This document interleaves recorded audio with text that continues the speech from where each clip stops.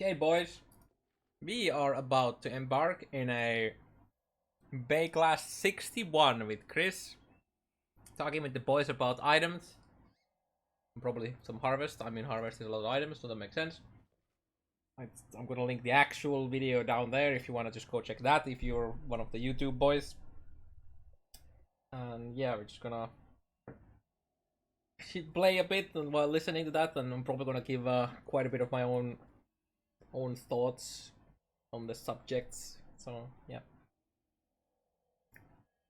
Hey guys, Tarkecat here, and today we're joined by Chris Wilson to talk all You about can items. Thank you for coming on. say hey to the two people Welcome. on Great to YouTube be who's gonna check this. And before we get into it, just very quickly, again, we're talking mostly just about items. It's going to be more of a discussion-based episode than our usual bombard Chris with 50 questions, so expect less topics but a lot more depth in each one. So let's start with that.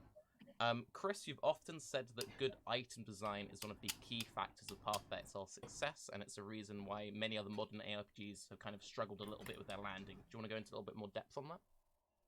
So we came from a background of playing action RPGs before making Path of Exile.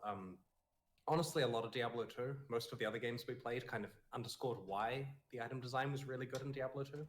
And so when we were trying to work out the pillars that we wanted to focus on for Path of Exile, we knew that having secure online servers with good items was the key.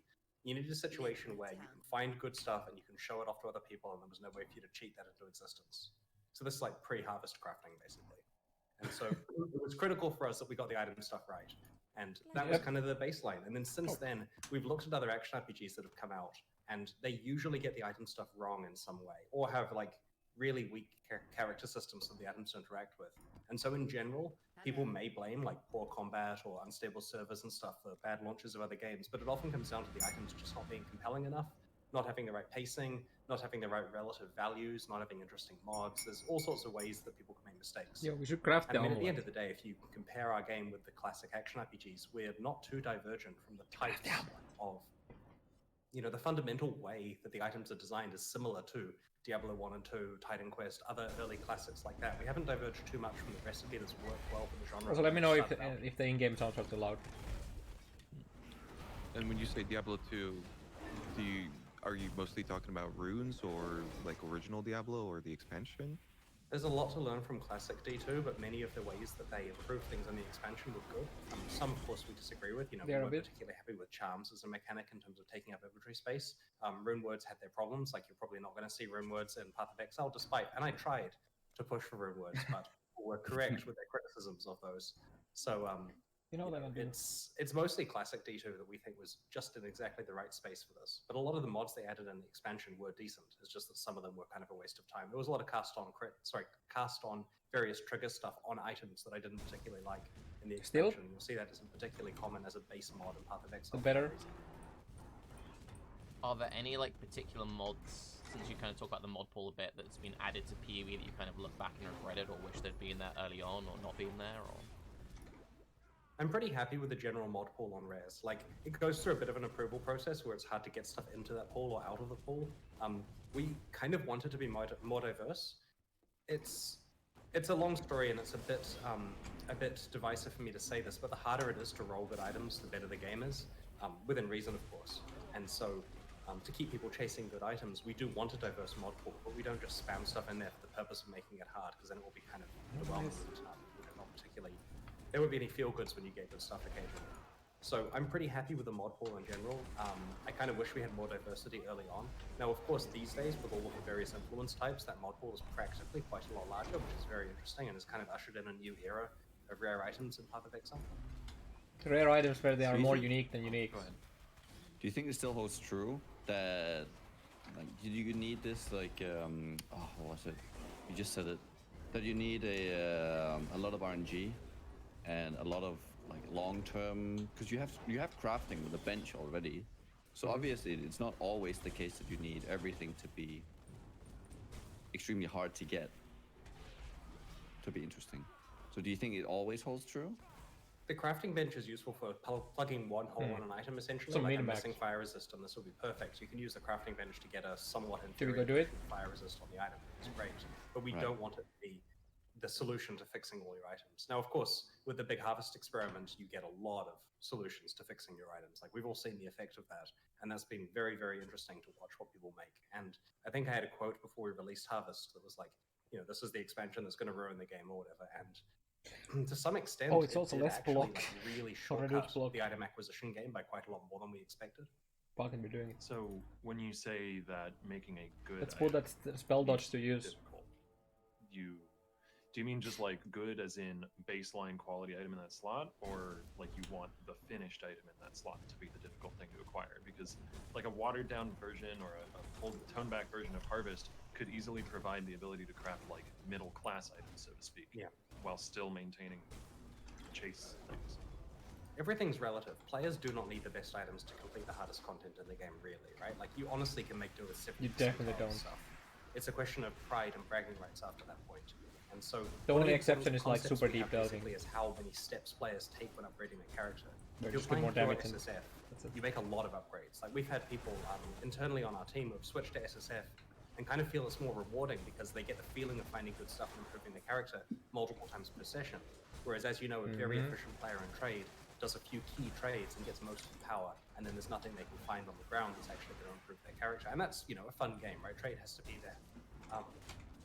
It's how Path of Exile is, and a lot of people enjoy that. But we do want to have a lot of steps to upgrading, so your league experience is 100 stories of finding good items that are compelling. Like, every time you link an item on Reddit or paste the results of it in chat to a friend to say, look at this that I just found, that's a success of Path of Exile gameplay, and we just need more of that. Like, I want it so players are just feeling good about it. Item acquisition, showing them off to other players a lot more often than they currently are. A quick On that topic, on this whole self-fund and feeling rewarding, I think probably, at least for me, the biggest, I guess the draw for Soul Self-Found is that, or like one of the best things that I've noticed whenever I, like, the moment I first started playing it, like when it was before it was officially even a thing, is when you get currency drops, you don't translate those in your mind to Chaos or Exalt. Rather, they are just the currency items that you're going to be using for whatever you need. Like, for example, alts are going to be used in a lot of things, like class crafting for specific mods that you then like keep harvest crafting and all that. For me, chaos orbs are basically map mods more than a currency.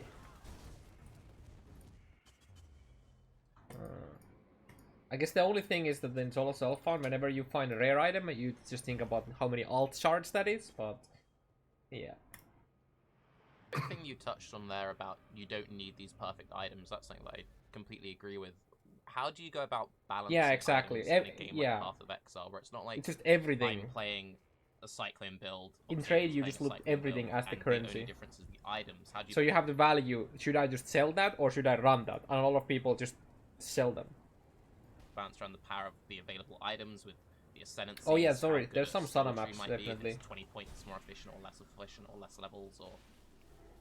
It's very hard to balance items because we can't really change them very much. Like, we haven't had patch notes where the third tier life mod now has a wider range.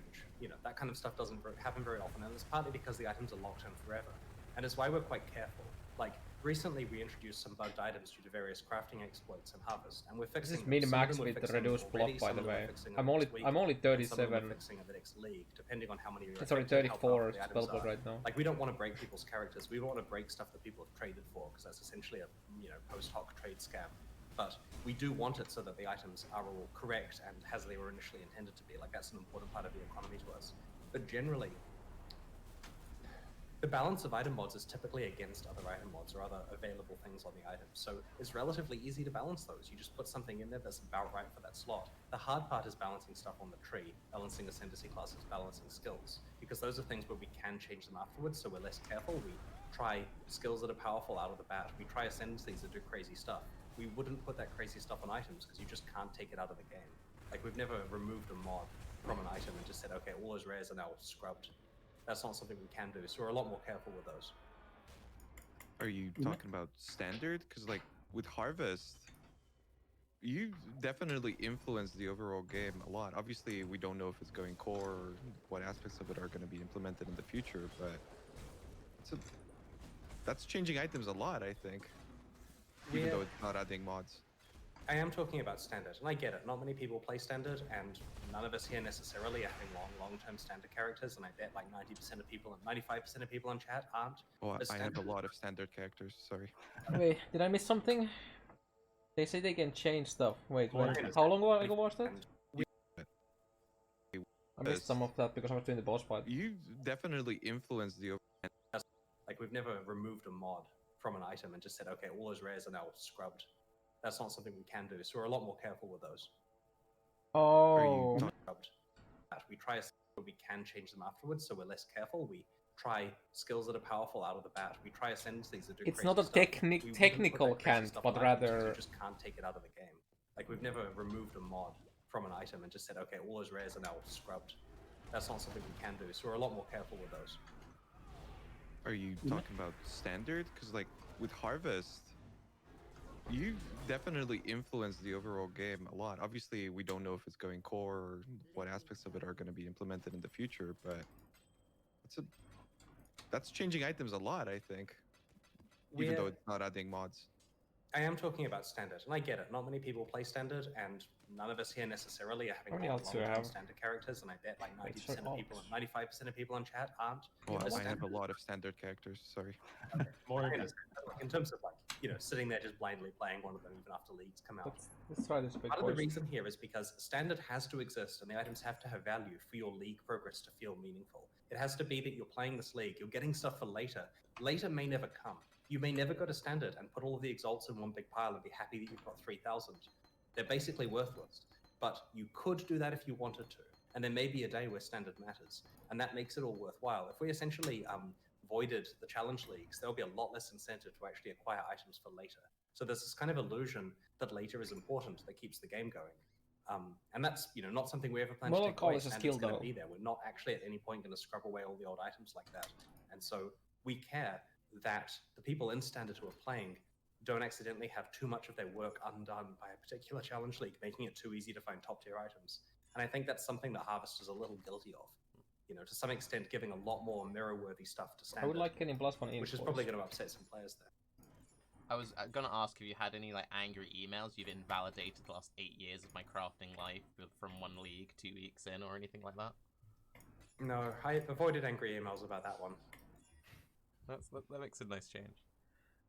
You mentioned it needs to be hard to craft items. What is the hard part that you feel needs to be there? Like it takes like 100 rolls to get like the good tier 1 modifier on this, or the process is involved or requires many different things? What's the part that needs to be hard? So we're looking to limit the amount of perfect items to very few per league. The idea is that if you have, like, let's say you're a bow character, and we've pitched unique bows correctly so that rares are still ideally what you're looking for, which is basically never true with bows, but hopefully if we get the unique balance right, you're looking for a really good rare bow. It should be that someone gets within that league. It gets posted on social media, people say, that's amazing, I need that bow, you can't get better. But there aren't very many like that. If it's too easy, everyone gets a bow like that, or the top 5% of players. And if it's too hard, no one does, and then what was the point of pushing really hard in the league? And it doesn't just have to be number of rolls. Ideally, it's more exciting than just spamming chaoses, right? And thankfully, Path of Exile's in a good place with a lot of the advanced crafting stuff, where I personally do not understand the complicated stuff that the players are doing to make some of these items, right? Like, people will explain it to me, and I'll stare blankly at them and say, repeat that slowly. So how are you using delve crafting combined with such and such? It's complicated, and I love that. Like, people are doing such cool stuff. Like, the idea of getting demigods and corrupting them so that they're, like getting them into rare and then 5-for-1ing them so that you get... I might have corrupted a lot of demigods back in the day. Do you guys remember? We ended up getting 3 full sets, like 15, over 15 of them. So we made 3 rare bases. He's talking about that now, I think. Get a base type. That kind of cool stuff is why the game is good. It's just this feeling of there are tricks you can do that make interesting items for the experts who know it, and it's worth learning about Path of Exile to find that stuff out. And so we're constantly surprised by what the community is doing to make crafting easier, because not we gonna can watch set it the now. odds so that the chance of chaosing your way into an item is 1 in a million, and they'll still get the item in 3 weeks using tricks, and that's cool. I think one of the strengths of PoE's crafting system, and something that Link it to me in Discord. Try and check it at some point. is that builds have such I'm listening to diversity this now, that though. can get reflected in the items, and that makes it difficult to craft the perfect item for you. But one of the problems that can occur, and that Harvest has highlighted to some degree, is when there's generically really powerful stuff that's also really easy or even just moderately easy to access. We saw the same thing with previous multi-mod before it was nerfed and limited to a certain number, where nobody bothered trying to craft the really cool jeweled foil or really cool bow they could make, because they could just make a quite good one that could handle everything that looked like everybody else's bow for the same amount. And in Harvest League, you can make a quite good explodey chest that looks like everybody else's explodey chest for very little currency comparatively to making your perfect item. And yeah, I think that's a hole in a crafting system like Harvest that makes those moderate to high powerful items a little too easy to just replicate one-to-one. Yeah, you're completely right. And honestly, a lot of the high-end stuff and getting the best things has to come down to bragging rights at the end of the day. And maybe we need better systems for getting people to feel good about their items that they found beyond just posting it on Reddit. Now, the harvest crafting is intentionally overpowered, and there are 2 reasons for that, right? At its core, if we're being honest here, right? Reason number 1 is it helps the league be compelling by providing players with crazy stuff that they couldn't normally do. And Harvest was a league that was being developed during pandemic lockdown.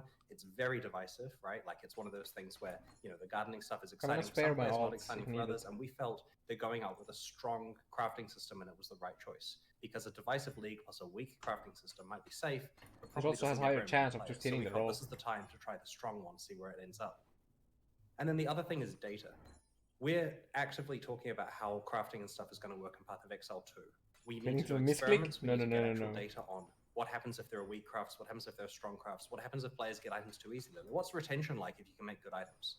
It's not great, right? Like, we've learned some lessons from that. You can see the Steam charts, and while they're not particularly representative of reality, this hasn't been our highest retention league ever, despite the fact that we feel it's quite a high quality one that had a relatively strong launch. And so we're trying to piece together from the data, what's the retention like on the players who heavily engage with crafting compared to those who don't? Was the retention slightly worse than average because the mechanic was complicated and divisive? Maybe. Or maybe it's worse than average because players get the items they need way too quickly and they don't have any goals left for their characters. It's definitely not that. We're getting so much interesting information that will help us both pitch the power of reward systems in the future and also understand where we should be with crafting in Path of Exile 2. Should it be easy? Should it be hard? And this also plays into the very complicated topic of ground drops, right? Like, I'm sure in this podcast we're going to talk about the power of items you get from the ground, because obviously they're terrible compared to things that you craft. And so, especially with the big item revamp we're planning internally, which is ideally pre-PoE 2, there's a lot of thinking we have to do about how good the ground should be versus how good the crafting should be. I have some spare ox. With how powerful some of the mods are in the mod pool, like at the higher end of gearing, do you not think that might have a hindrance of, say, I want to craft a unique piece for myself, but due to the fact that you restricted the getting to some of the more interesting mods so heavily because some of them are too powerful, that we just end up, at least without too heavy investment with a lot of alteration, exalt slamming, with kind of generic items rather than interacting with PoE's very interesting set of mod pools that are just too hard to access? Because I feel in Harvest that I get to interact with a lot of very hard mods that might not be too powerful, but it makes the game a lot more interesting. Well, I appreciate that you feel that with Harvest, and we have to be careful because interesting mods can also just be bad mods to people that don't use them. Like, if it's cool for your build and lets you do cool stuff, it's probably just bad for the regular character that wants to just kill stuff the boring way. And so it's a balance, right? We need the generic mod pool to be pretty vanilla. It's life and damage and some pretty straightforward stuff. And then we get exciting stuff through crafting and unique items, influence, and so on. I think we're talking about the... Who? Oh, no, I'll go then. Screw you. I think me and Nugi come this because I'm actually very against harvest crafting. I think it's a fun experiment, but I think it makes me feel apathetic towards items. Like, a good example, Nugi crafted this insane belt and he sent it to me and I just kind of went, who cares? Because I've been sent so many cool items this league, they just mean nothing. Interesting I take. think it's one thing which is cool, and this is one idea I've spoken about a little bit, which I think would be kind of interesting. The idea of being able to like target exalts to go towards specific crafts, I think, isn't necessarily that big of a deal. For me, the problem with Harvest is the targeted annuls, because that removes any risk from crafting. So if you're in a situation like Nugi where you want a specific mod, maybe you did like some Uber That's not entirely true. fire breach, and then you all There's a lot of I mean this is a because we don't have not everything has tags, right? We don't have anything from mana, we don't have anything for minions, we don't have anything for attributes. But there are a lot of stuff that is very RNG. For example, my wand, that is fucking disgusting by the way, required me to take a 50-50 chance to remove the damage over time multiplier.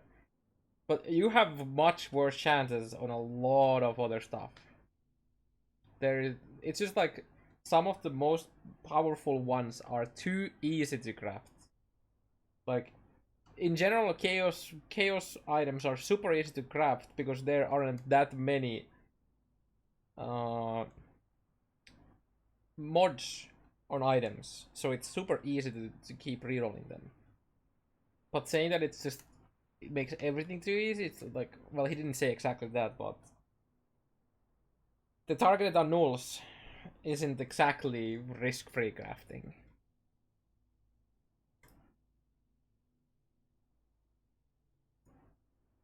you take an exalt from your stash, it's now a fire exalt, it's now gives you a random fire mod.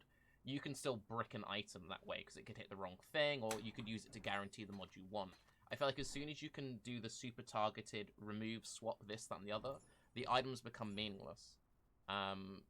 Yesterday I decided to make a lightning trapper, and in the space of half an hour I made 2, 3 tier 1, tier 2 items, and it's like I got all my most important mods. I was playing a dagger build, cast exalt guarantees spell crit as the only suffix, so like I got my stuff locked in and it was done, and I never need to replace those, and that's made it really boring. I think being able to target specific interesting mods, like if you're playing like a bleed bow, being able to target the elder mod, which is level 83 only, that stuff's great. But when you remove any risk from crafting, it just becomes a matter of when, and then it's boring. I don't know. I mean, with enough iteration, everything is always a matter of when. Yep. At the end of the day, I will say when you bring up, you remove risk by having enough currency to brute force through the RNG. It's just that now you don't need to put nearly as much time and getting gazillion, zillion, billion stuff and like that.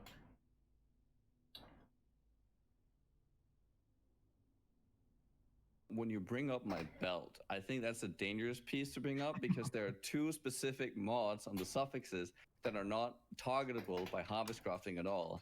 Secondly, all the life mods are both on prefix and suffix, and some of them are much harder to get. So every time you do annul, you actually do risk. So it's I had to take a 1 in 11 gamble and then a 2 in 9, and they had to hit both for it to actually, win out. While also, and also first having to set that item up with those flash mods in the first place with a T1 roll already, which is like a 1 in many thousands to even hit in the first place. So the harvest craft necessarily doesn't remove the RNG and the chance of like hitting the money shot, but I think some of the meta crafting is more problematic because it allows you, for instance, I made a shield where I hit 3 shaper influence mods. However, I could then do once I hit the suffix with annulling an life on and off, I could then do suffix cannot be changed, and then I could target annul only on the prefix without interacting with the suffix, which is also a life mod. So now I'm restricting, I already have a life mod on there, and now I'm taking off a life on and off a life mod, but I'm not interacting with the life mod already on the item, which makes the targeting so much more powerful, not due to harvest crafting, but due to the meta mod. I mean, that that's fair. interacts with it. I think something that blurs a lot of discussions about harvest is how wildly differently it will impact different crafting projects. That is basically what Nugi just said, and what I mentioned earlier about the... How many odds do I have left here? About the how like actually easy it is to make some of the items, but yeah, another thing that I feel like a lot of people, including me, kinda didn't really think about is, you know, when I say this is basically a mirror wand, but, and I mean this is arguably a, if we value the skill effect duration, that's pretty much as good as it gets, but this could still be a synthesized base. We're missing an explode mode. So I think what this leak has done is it has raised the bar for what are like explodey, not explode, mirror worthy items. +1 to all spells. +1 to all spells instead of chaos doesn't really do anything.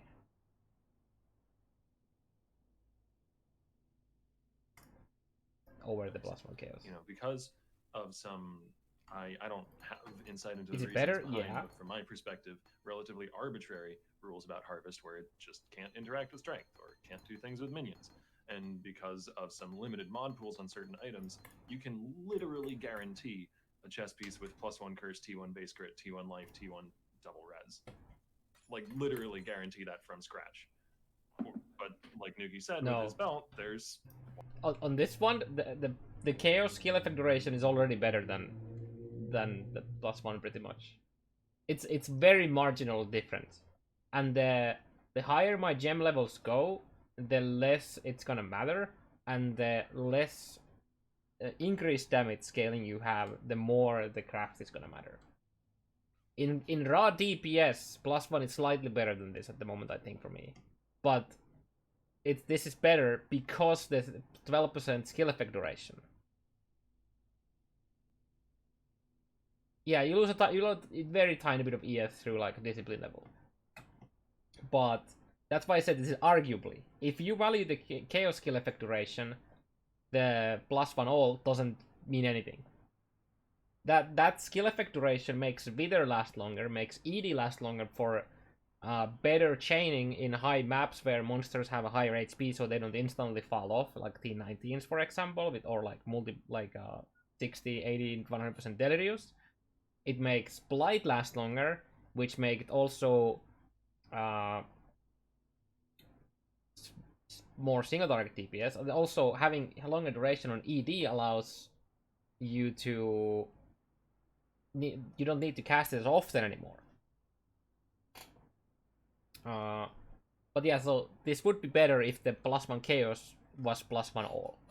But I strictly opted not to go for +2 because I value the skill effect duration much more than the tiny bit of extra damage. Also, if we're talking about damage, spell damage is better than the +2. Having even like T3 damage is better. Like T3 spell damage for me is much better than a +1. T1 is just like outrageously stronger than +1. 1 in 1,000 chance of getting what you want. So in one instance, Harvest looks perfectly fine and balanced, and it looks like just another interesting tool in your toolbox, whereas in another, it's Build-A-Bear, the item. Well, to me, it sounds like Nugi has an interesting build, and the item that you mentioned, Octavian, isn't an interesting No, build, you know? it's not particularly interesting, but it is extremely powerful. And I because enjoyed it's, how excited Nugi was about making that build. By the way, like the description there is exactly. I think the problem with Harvest is that it's the disparity between the crafts and how attainable they are. Like some of the things that are like without Harvest crafting are basically impossible to make are now very doable with Harvest crafting, and then there's some things that even the Harvest crafting don't really help. Like for example, making the absolute perfect one, which is T1 spell damage, +1 all spells, T1 chaos dot multi, and then the same suffixes as I have, or instead of trigger socket spell, you'd have a cast speed. Even with Harvest, is practically unachievable still. It's gonna take you so many money crafts. What we're trying to capture, right? That's good. And I'm just saying because I want to defend some of the Harvest stuff because I do think it allows Yeah, you to no, customize it doesn't work to well for every build as in well. certain cases to a good degree of what you can make. Obviously, when there's only one mod, like you were talking about with the chest, Octavian. Oh, with the mod reduced. But Right. But yeah. But when you're talking about like the chest pieces, because the mod pool is so limited and it's so targetable, it becomes problematic. No, I really like Harvest in the instance. Yeah. I think Harvest did an excellent job of improving weapon crafting. I got way more into melee this league, partially because of the slam changes, but honestly more because it actually felt realistic to consistently make weapon upgrades as I was going. And it didn't feel too easy by any degree. It was still, moderately difficult in a lot of cases, but it felt much more approachable to make a weapon for like a physical DPS build. And Harvest did an excellent job there. But I also got like absolutely nothing out of crafting a GG chest for my build. I didn't feel a thing. So with that in mind, Chris, because you say like the Nugi, like how passionate he is about how he made that belt, that's what you want to capture. How do you try and design systems so that you have more of that crafting while not alienating the people? Because there's a lot of people who've been telling me, you have to tell Chris this has to go core. I'm finally getting into crafting now. How do you make crafting approachable but still complex?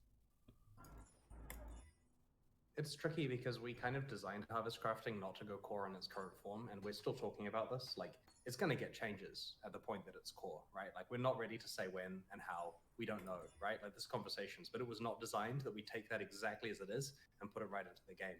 And that's partly why we're able to try crazy stuff in there. Maybe people get good items for a league. And so, it's an ongoing conversation about what we're keeping from it, because there's going to be quite a lot, and what we're throwing away or changing, and there's going to be quite a lot of that. And I know I'm not answering this at all in a very clear way. Our goals with crafting systems over the past and next leagues are basically work out which ones work well, so we can have a good backbone for Path of Exile 2 crafting. And there's a subtle experiment with Harvest that people are not aware of, and that is what Harvest crafting is the concept of when I ask people if somebody is good, everyone's it's good, and now two people are saying they're not good. Can you guys make up your mind? Is it good? Is it not? Does it need to be louder? When I'm talking, you should hear me though. Tiered currency items by level. Imagine we introduced mirrors that work on low-level items, and they're quite common, and mirrors that work on medium-level items that are less common, and ones that work on high-level items are obscenely rare, and the same thing with exalts, so that people use their currency as they play through the game. You find an exalt that only works on less than level 20 items, you're going to slam something, right? It's worthless in the end game. And that's essentially what Harvest Crafting is, because there's level bracketing, where as you're playing through the campaign, you get exalt effects that are way more common, that work on your low-level items for leveling, basically. And so this was a big experiment there, to see what would actually happen with regard to players' ability to craft as they play without feeling like they have to stash everything for later. Because if there weren't level requirements, you'd find something where you get to annul a physical mod and leave it for a level 70 plus item that you're going to be making in the end game. At the moment, you've got to use it when you're level 30. Would a similar gradient system expanded into the end game be worthwhile for Harvest to sort of rein in the power a bit, where like eye level of seed determines the tier of roll that it can potentially roll in an end game item?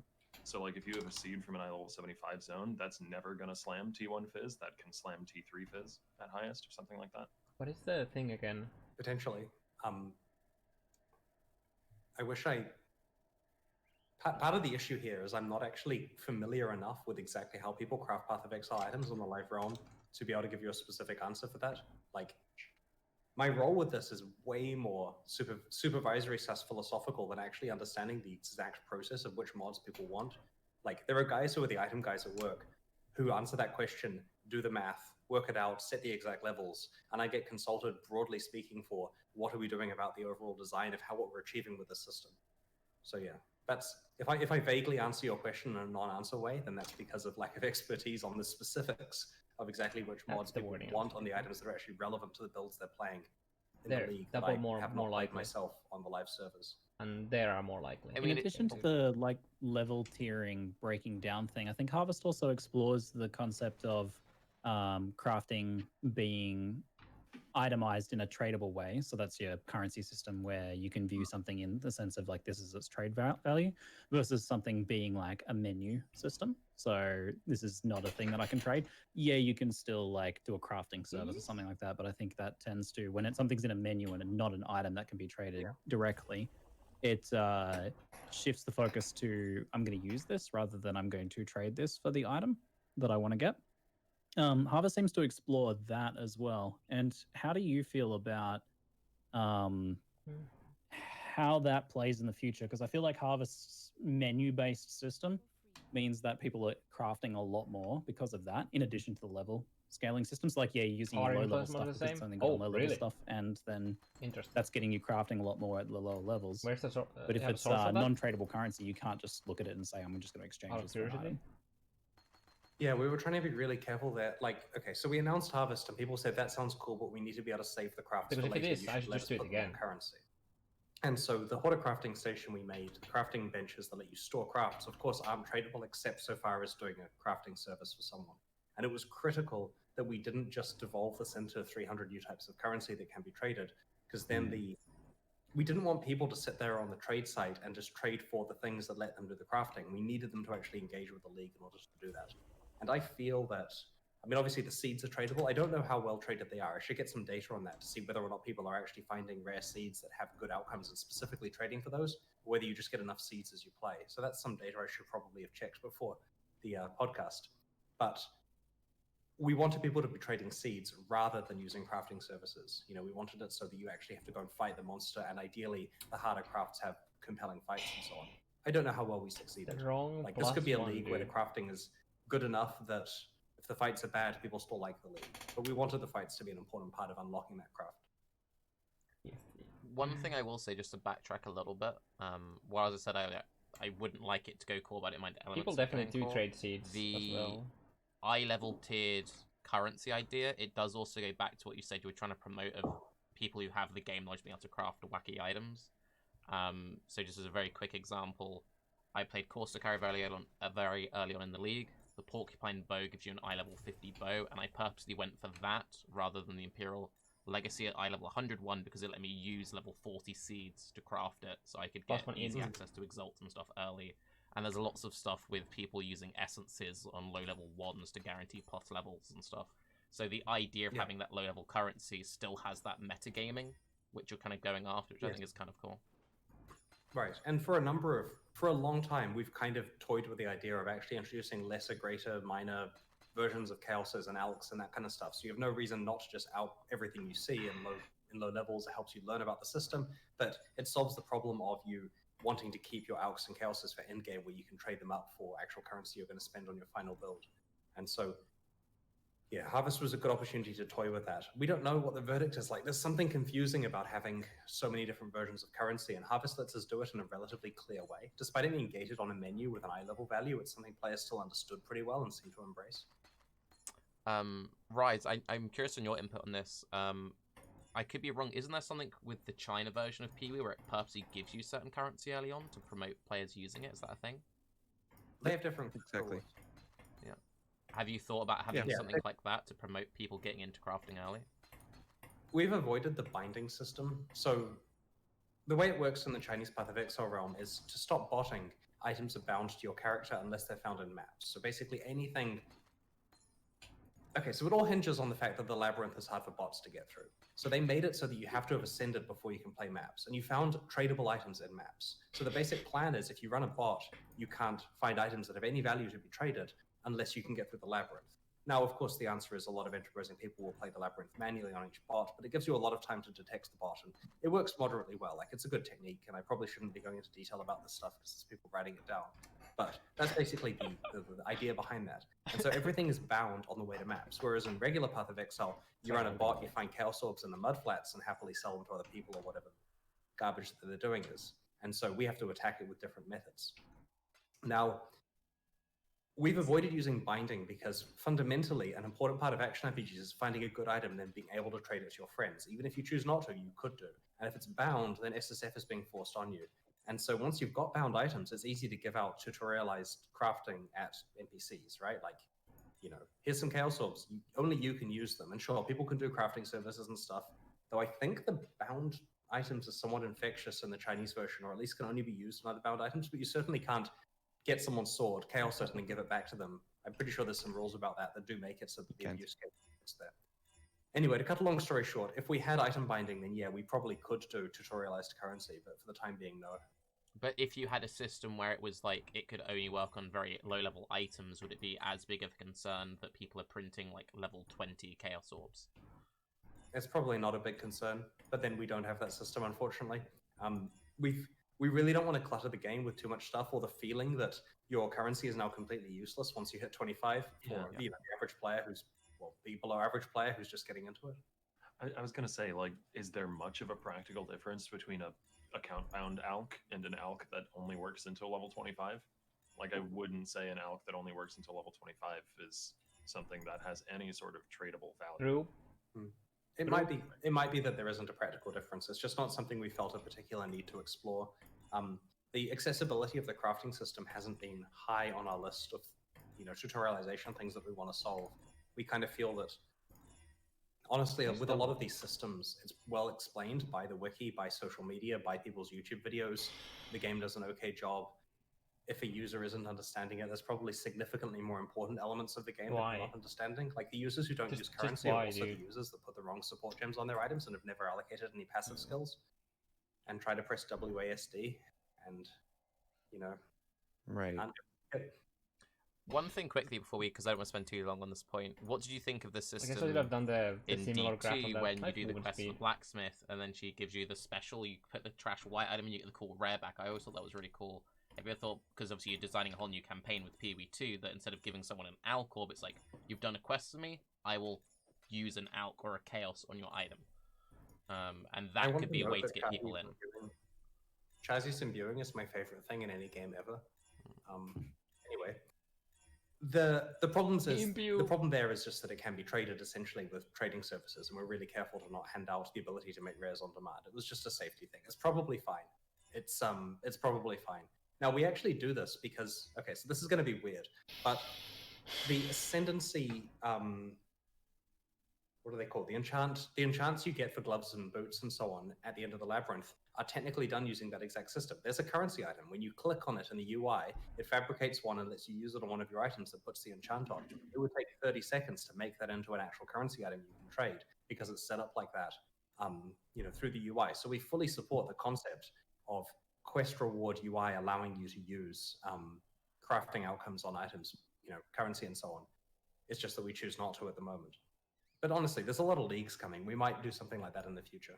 Well, the thing is too that, just real quick about the items you receive while leveling on the Chinese version, it also really gives the player an idea of, a lot of players coming into PoE will have an idea like how long the leveling process is going to take in terms of acts at least. So if a certain currency is introduced in Act 1, like an alteration and a transmute, which are the only two currencies, and I think an alchemy, that gives the player an idea of like, hey, I should, whenever I do drop this currency, I could use it. Because I see so many people that drop a transmute orb and they're just like, what do I do with this? You know, do I use it? Do I not use it? Do I keep it forever? Like, is this the most valuable item in the entire game? Like, you really don't have an idea. But if you have that scaling, they start to kind of warm up to crafting really early on, I feel, and you know, they just understand that so much sooner. So I think a system like that would benefit PoE a lot, especially when it comes to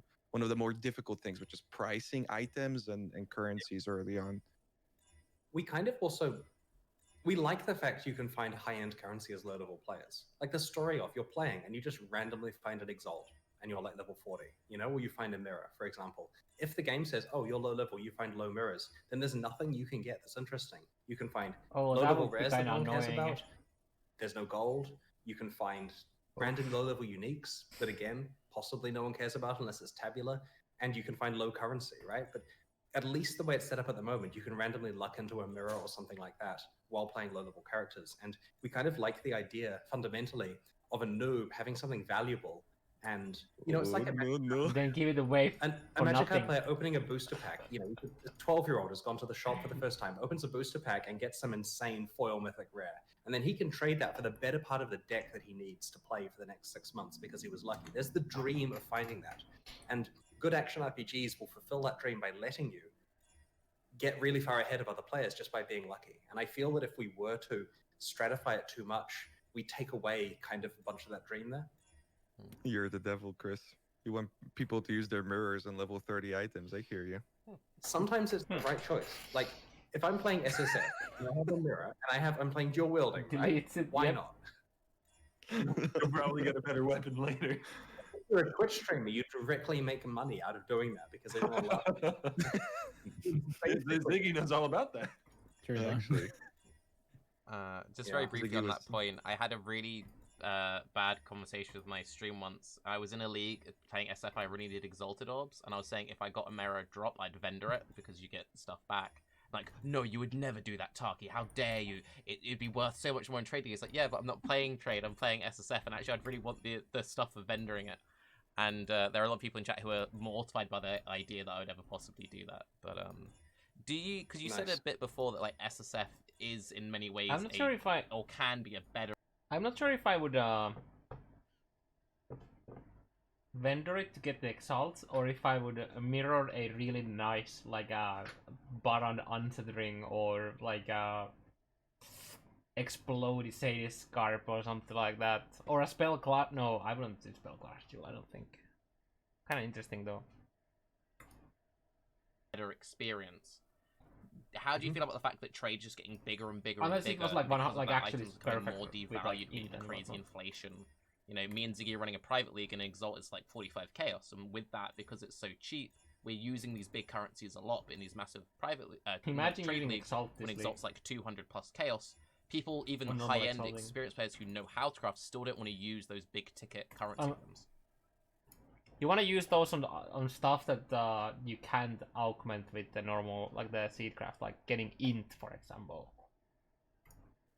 I'm okay with people choosing not to use currency to craft if they want to, especially when there's other good options. It's all about what makes sense. Like, I was playing hardcore SSF in Delirium, and I was looking forward to using the Exalt that I found in order to mastercraft some fizz damage onto my axe, right? Like, I really wanted to do that. It was just failing to actually get the map that I needed to find that crafting recipe in for like 5 days before my character died that stopped that plan. I'm still bitter about this. I think I'm just gonna do like anyway, all so kinds of random reforges on the I don't sublet mind if people aren't until I using hit the currency for +1. crafting if they have other uses for it. If you say this is worth more in trade, go and trade it. I It's think okay, that's what we're gonna right? do. Like, it's not a big failing of the system, I feel. And I also don't think that people have to be playing SSF to enjoy the game. They can enjoy the trade league because it lets them see content they otherwise couldn't, right? In SSF, I'm never going to be able to kill the Shaper. I'm not good enough. But in a trade league, I can play some, you know, meta build and do the Shaper and enjoy that part of the game if I need to, because I can just kind of trade my way into it. And we kind of don't want to push people to SSF, even though I personally feel it's a superior experience. There's also some subtlety here talking about SSF, where while it's important, like I say it's important that items of Path of Exile have value and can be traded, but I also say SSF is more fun. He said And the it. reason why is that items in SSF can be traded. You just have to take them back to the regular league first, which you can voluntarily do at any time. So the mirror you find, or the Exalt, does have value because you can use it to set up characters. They won't be SSF characters, but it is still something you can technically take out of there and trade with another player to gain something from it. Which is a bit of a side rant. No, that's fair. It's like a microcosm of the earlier point about standard in leagues. Yeah. Brings up a question I kind of wanted to ask you, Chris. Is like, do you have any data or insight into which item acquisition methods see the best player engagement and retention? So that's like, I consider it kind of like 3 categories: the drop, like finding an item, identifying it; crafting / creating an item; and then like trading for an item. Which is the best in terms of like player retention, do you feel? What do you mean by the best in terms of player retention? Like, do you mean which one is more fun and keeps people playing the game, or which do players choose to use, or just like, do you have Yeah, the so stats? I think- that people I think trade it's for more play- important yeah. the one that's fun and engaging, How- that keeps them playing Path of Exile. How would you have stats like that? How would you have such an isolated stat like that when there's like another 15,000 quadrillion million other factors that might skew that? More so than which one's most efficient or effective, because each of them has their own pros and cons. Like finding an item off the ground is like a big exciting moment. Trading for an item is very like clear to see the progression. Creating an item has like a much more stronger attachment to the item. So each of them has their advantages. But which do you see as having like best player engagement, or like is the best, I guess, in terms of keeping players playing the game? We need dropped items to be in a much. They would have to make an actual like a poll. I don't think random people sending them emails gives them proper data for this. Like, how would you do this research? Okay, so you can't say that League because there's other games that other people might want to play that they play instead of POE that alter that. Look, take at classic WoW, for example. Anything else? There's so many other. There's way too many factors for you to be able to isolate that, and that's why I sometimes get quite furious when I hear people say, or even Chris say back in the day that X League was bad, or like people didn't like it because of XYZ, when there's so many other things for the really get a proper numbers. Obviously, you cannot get an idea. It's probably something to do with it, but it's like, yeah. And like, for example, we had a massive drop this league, right? But is that because the league's bad? Is it bad? Is it because people don't like to craft? Is it because in order to craft you have to go through quite a tedious thing of somewhat setting up your garden and all that? Was there another game that people hopped into? Was it just too buggy early on? Will people who got past the all of those things, the bump, will they actually play for longer than they would normally do because you have the available? There's like so many different things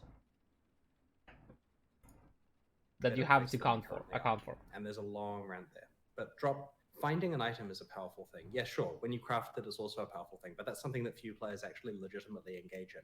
And trade, of course, is the best way of gearing up your character. Like, I'll have friends that are bad at the game that start playing Path of Exile and they don't trade because they're just playing like noobs. And they'll be going along and they'll say to me, man, it gets real hard in Act 6. I just can't kill any monsters. I've died 400 times by the second area, you know. It's just too difficult. And I look at their character and say, oh, you see those items in your currency tab? Trade like 2 of them and you'll triple your DPS and be a god. And then they do that and traders fix their character, right? And then they feel great and they go through and play to Act 10 and then do some more trading and play to maps. And, you know, trade is incredibly powerful at pumping your character up. But it's kind of this hollow, unfulfilling experience, I feel, because it's not... Back to the data. So let's say that you actually get feedback from players. Like, let's say that you were to do a poll. There's also going to be there's going to be a random number. We don't know it. There's going to be a random number of people who actually lie on it. Like, so let's say that there's like, why did you quit the league? And then there's like there's 4 options and other. People are fucking lazy. They are not gonna click the other and type the reason. They're just gonna take one of the 4. So for example, that could easily skew the data a lot. There's just so many things. They could also lie on purpose, even if the reason they quit wasn't the case, but they say that in hopes of GGG doing something about that in the future. Like, let's say that I quit this league because it's a fucking summer and I want to just go out and melt in the sun. Who would do that though? But in there, I was like, this is like a great opportunity for me to try to come up with another reason that I would like them to change in the game. So I could, I would want to play in the future. There's just like, it's so hard. Actually, something that you've luckily got yourself. It's not a card you've opened, as it were. And so I really want in the next few Boho and years to Raiders improve bad, the yeah. experience of finding Path of Exile items, which is a bit of a project. Do you think that some degree of agency over trying to get a good thing to drop diminishes the feeling that you get? So, like, in the analogy of the kid opening the box or the pack of cards and getting the crazy good one, do you think it would diminish it if the person was buying a bunch from a specific set that they knew might have this card in it, and then But they the got it? confirmation bias is such how much of a big surprise thing as does well. it have to be, basically? You know, it's the difference between dropping a mirror or farming a particular area of the Atlas to get the base you need. Generally in Path of Exile, the base drop pool is pretty generic across the game. There's only div cards and some area-specific ways of getting stuff. And I like the fact that those are relatively sparse, right? Yeah, sure, if you want a certain div card, you're farming a certain area. If you want a certain base, you're farming a certain area for certain things. But most of the time, the right answer to get a mirror is play more Path of Exile, and we like that. And that's why when we're making uniques, we will try very hard to put a lot of them into the base drop pool, right? Like, we want more Skyforths and just stuff that can drop in literally any area. It gives you a chance of feeling happy about finding it. And this is where I show my age, because Skyforth might be bad now, I don't know. It's got some use. But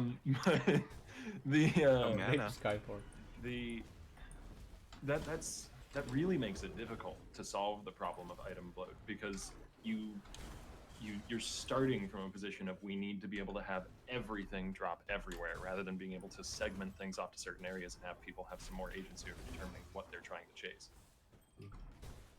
Yeah, I don't know if more agency is the right thing.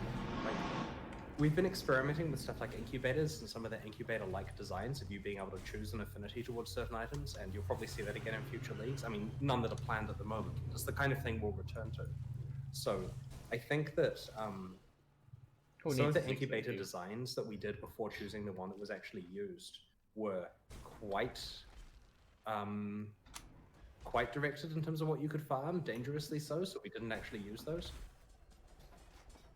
But fixing ground items isn't really a matter of letting the player choose more direction over them. It's just making sure that the items are comparably good compared to what you could relatively easily trade for or craft. I agree with you that like the most exciting thing is finding and identifying a good item. I spent quite a bit of time discussing and thinking about this topic in particular today. Finding and identifying a nearly perfect item is probably one of the most exciting things in Path of Exile, more so than even crafting an item. But I do think there is a scalability kind of thing there. I did a bit of a thought experiment, which is, let's say you're getting a ton of good gear, either through crafting or through drops. I feel like if you're getting rained really good drops, like just getting rained on, so we're talking like Diablo 3 end of the spectrum here, like tons of good items are dropping tailored to your character and whatnot. That fades off, that excitement fades off harder than creating those items, because I think then the reins are taken over by the I have ownership over this and I have customization over this, ends up kind of like offsetting that. It's like every item that you make, like half the items I'm looking at right now in my character, like I can like go and tell you how I made it. It's like it's such a like a different weird feels good man feeling, like having like their own each of the items having like their own identity, or like having like a story to tell about it, right? Like for example, crafting the wand was quite the thing, and I did get insanely lucky at making it, but this could have eventually be forced to be the same without getting lucky as well. Being lucky basically just saved me a lot of time, I guess. there needs to be a middle ground, A lot of and time. it's hard to change to it, right? Like if I just go and stick my hands in the game and make it how I want it to be for next league, that will break the game in a way that makes people genuinely unhappy because it will be worse. It has to kind of be tapered to over a period of time. You know, I can't gut crafting to make ground drops better, but it is important that you are finding your own good items and that you're also able to make your own good items. And we can't have it so you can craft stuff that can't be found on the ground too easily. We can't have it so the ground drops stuff that can't be crafted, because if the best items come to the ground, no one will engage in crafting at all due to the fact that you can't find, you know, the aspirationally good stuff. It's important that there's paths through both of them. And so we've done quite a lot of work on this ground drops thing. Also motivated by performance and server performance and server costs and player understandability and various other bits and pieces to try to significantly mitigate the amount of items dropping while actually improving the quality of the ones you find, and while not doing that in a way that's biased to your What was particular that shard? character. Like, we don't say you're a marauder, let's drop you more weapons. That's not a thing. Like, loot 2.0 is something we're skipping here. Version numbers, as it were.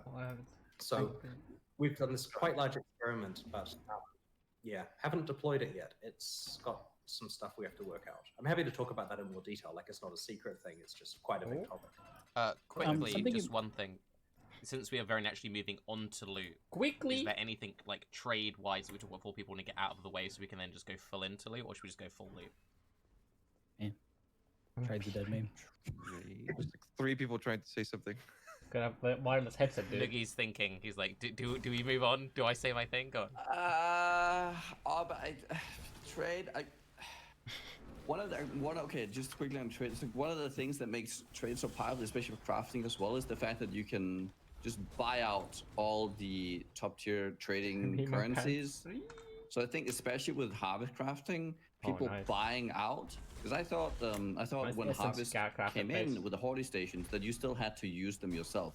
People just trade them, so you don't actually end up always using them at the high end. You just sell them off all the good stuff. So it just ends up being like selling exalts. So doesn't that hamper the actual use of the item rather than like it just turns it into what it was before, just more powerful, rather than actually being the crafting experience that people crave?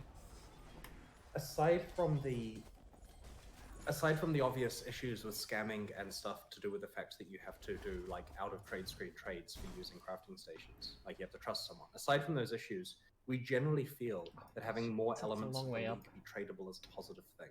Like, look at prophecy, for example. There are people, myself included, who didn't enjoy doing the prophecies, and so when I find a silver coin, I go, sweet, that's like a quarter of a chaos orb or whatever it's worth at the time, and then I trade it for. Haha, I don't think about like that in Soul Self Fund. And Good having one. it so that seeds are tradable and technically the hoarder bench outcomes are tradable is One of the generally best a things positive about thing. Social Fund. And I think you'll find next league in particular, tradability is at an all-time high in that league, right? Like, we do want people to be able to trade progress. Like, imagine that temples could be traded for incursion. That's the kind of thing that could have potentially improved it. Where you build an awesome temple and then say, you know what, specialized in building awesome temples, someone else can get the rewards from it. And so while I think trade is actively reducing the fun of people playing the game because they skip their progress too fast, and while I want people to trade less, I want more things to be tradable in this game. So I like what you're saying like there a lot, and I'll tell you why. Think about what if harvest, when you traded one of the big crafts, is that you also traded the fight, because that's essentially what you're doing with the temple. You're trading away having to fight through it as well. You're not just trading the craft, but you're trading, you know, the whole experience, and you have to get through it to get to the powerful thing at the end. So if you do want to get your, you know, your big craft, you actually do have to work. Not a fan of that. And know There's that a your lot of character can problems take with it. that, I think. I understand. So having There's a lot of, I mean, you basically have, okay, so in order for that to work, you would need to be able to see what the monster is that you have to fight. So then you're gonna have to have like a bestiary type where you have it. So, and then like that's just gonna make it more annoying, but I'm not sure if that's the purpose of it, is to make it more annoying so people do it less. But that also opens up for some griefing depending on how the system works as well. I don't know, I don't like the idea. it so that you grow the fight put all the effort into watering it and then get the chance to trade that to someone who does the fight, who then trades the outcome, is potentially a way of doing it. And we did consider this kind of stuff, but it also had to fit kind of the story of what we were doing, right? With the gardening, and in case you fight the monsters where they are. And if you want to let someone come into your garden and pay you some exalts, and you stand back and let them fight the monsters and then do the crafting, it's, you know, it's possible. We haven't done it. It's just not clean. Right. Okay. That's all I had on trade. PoE2, go Chris. Give us the spicy details after your step. Oh, so this is a pre-PoE2 item reduction project. So basically, Harvest is like a casino where you're playing blackjack, but you actually know 60% of the cards that are gonna be drawn. Probably more than that. there are too many items that drop on the ground, right? You've seen this when you're doing those crazy maps. And this has a problem. For a start, every item is rendered, and it's rendered with a shadow, so that's 2 draw calls each, and that slows the game down. And then when your client, 30 times a second, the game says to the item, hey, you're doing anything? And the item's like, nah. And that's 30 times a second. And on the server, we do that as well, so that's costing us $500,000 a year of items not doing anything, and so on and so on. They've got to communicate to this client, someone's paying the bandwidth of those. There's a lot of stuff, right? It's not great. Having said that, the game is about items, so that makes sense. And so we have to ideally find a way of toning down the amount of junk that drops without actually affecting people's gameplay experience, right? Like, we want it so that you're still finding good stuff on the ground. And this is also a way of ideally improving ground drops. So we came up with an idea. And this is something I've talked about a bit at ExileCon. It's not particularly new. In fact, we worked on this a bunch last year before it was temporarily put on the shelf. And the basic plan is that, what's the best way of describing this? Looking at rare items in particular, for example, let's say that you have 32 rare items drop, right? If you ID 32 rare items now, you're going to find a bunch of garbage. You know, it's unlikely that those 32 rare items are going to improve your character. So what we're doing is we're condensing down the number you find, but we're rolling multiple items and taking the best ones. And there's various axes that best can be. And essentially what we're doing here is that quantity is turning into the ability to roll lucky outcomes on various different axes. So for example, it can roll lucky socket, it can roll mod tiers, it can roll lucky mod values, it can roll, there's like 8 of these axes. And so when you get quant, it's essentially getting more items behind the scenes. You're seeing twice, 3 times, 4 times, 10 times as many rares, and it's giving you fewer of them. And so the intention is that you are finding, it's like you picked up all the items and ID'd them and kept the good ones, but it requires actually seeing less stuff. So when you find some rare items, they're better than before. And so this project was a lot of work, and it's working, but it hasn't been extrapolated to everything else throughout the game, right? It hasn't actually been like applied to like chest drops and, you know, delve chests and the 1,000 other places that drop items. It's just for monster loot. That sounds And my main concern of it, to be completely honest, is the following. You play through the area and you see a lot fewer items, right? And you think, wow, they ruined the item game. There's far fewer items. These had better be good. And then you identify them, and they are 32 times better than what they were before, which is trash. And so you throw them away and be angry, because you're not going to every single area find every single drop improving your character. It's normal to play a map, then a second map, then a third map in the end game, and not actually get an upgrade. But it sucks when the map is giving you 10 times fewer items that they feel bad still. Even though they're a lot better, they're still too bad. And that's okay. It's just that we're trying to psychologically get over this. We want to find a way of using this, because it is better drops for the players, and it is fewer items to look at and to process in a way where people don't actually say they ruined drops. Because that's how it felt to me when I was playing, is I just ruined drops. Even though they are better, it's just I can't tell. Isn't that a lot of just time? I think we're just gonna that go needs there. to pass, where people need to get conditioned into the new system? Because if you're used to having the whole map with items, that effect will probably linger for like a league or two, that you expect that to happen, but then it just kind of fades, and then you get used to the new normal. I like to condition people into things without them knowing it's happening. Like, I blend Right. Like, no, seriously, I'll say, like, the drop rate of this needs to change. If we change it abruptly, That's people what happened with the notice, and Exalts then we this change way. it by They 1% just repeatedly over a year, and no one they notices. did it too right? much. We do Now this all people the time noticed. in appropriate places if we really don't want to cause havoc with something. And so that's been effective, and we might have to blend into this as well. It's just that if you go all in with the new item drop stuff, it feels like you're getting not very much stuff, and I worry with we could say to the players, trust us, it's good, right?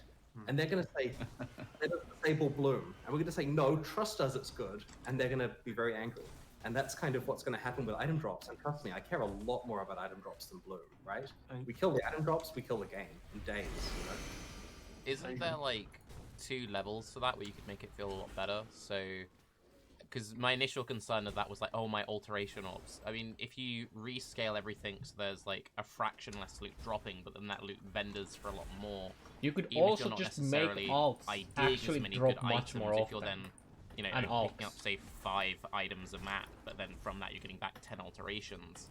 Then there's still that intrinsic value there, and you're getting more alterations. There's which is like many the core ways to fix foundation of that, crafting, and it's like, oh, crafting feels good. So isn't that just one thing that you could just rejig? Yeah, you are right.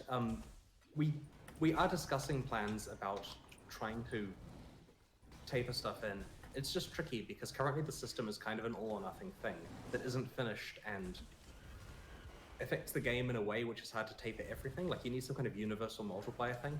It's kind of the core conceit of it is that quantity doesn't work anymore and instead just rolls more items and gives you the better ones. Quantity converts into luckiness. And that does mean that players can't create situations where they get gigantic showers of items. And I don't know if we're fully convinced it's the right approach. It solves the problems, but I don't know that it feels like maybe it's good to get a pile of items, right? Like a big pile. Maybe that's why action RPGs are fun. Like I just haven't convinced myself and other senior team members that this is actually a better game, even though there's far less stuff to look at. That's an interesting question. The items are objectively better. I think there's Actually, we already know the answer to that action RPGs aren't great because of a crazy load of pile drops. D2 is a living example of that. In D2, the loot is actually very scarce, and you don't even drop rares that much. The only things that drop like decent amount of loot are bosses in D2, and that's it. There's issues with the itemization. And I'd say D3 is probably itemization one of the system reasons why stands D3 as is well. That, like, what it have is kind of because it grown drops out too much of loot. the bulk of items, and the biggest one I'd say is that bases are incredibly key to making certain items worthwhile. So in the new system or proposed new system, if say a foil 90% of people who play POE right now would probably hate D2. Not for the reason that what I just mentioned though. It's just a outdated game mechanically. Like I don't want to play paladins in Diablo 2 because I have to use left click to attack because I have to have aura on the right click. There's just a lot of very outdated mechanics that would make the zoomer POE players not get super into D2. drops or a one-handed sword Go back drops, a bit. Oh it's a shit. spiraled foil and not a jeweled foil. If you're looking for a real good foil, and it's a certain things as well that like have kind of grown out of the bulk of items, and the biggest one I'd say is that bases are incredibly key to making certain items worthwhile. So in the new system or proposed new system, if say a foil drops or a one-handed sword drops and it's a spiraled foil and not a jeweled foil, if you're looking for a real good foil, it almost doesn't matter how many times that thing is rerolled. It's not going to be what you want.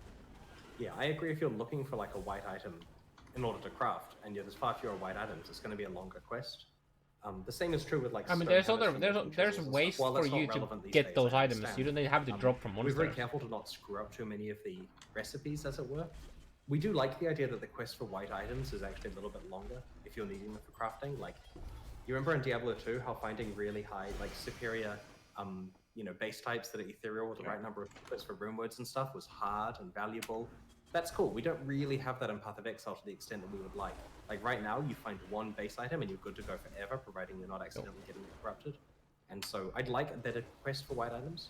But yeah, the whole base type thing is an interesting topic because one of the things we're doing in Path of Exile 2 is completely changing I the love base the types items. there are. Like with armor, for example, there's far fewer just completely redundant intermediary ones that aren't needed. Where And I don't mean to say halving it if we're not actually halving it, but it's something like that, right? Like we're actually putting some effort into saying, now that we've played Path of Exile, what armor pieces do you need?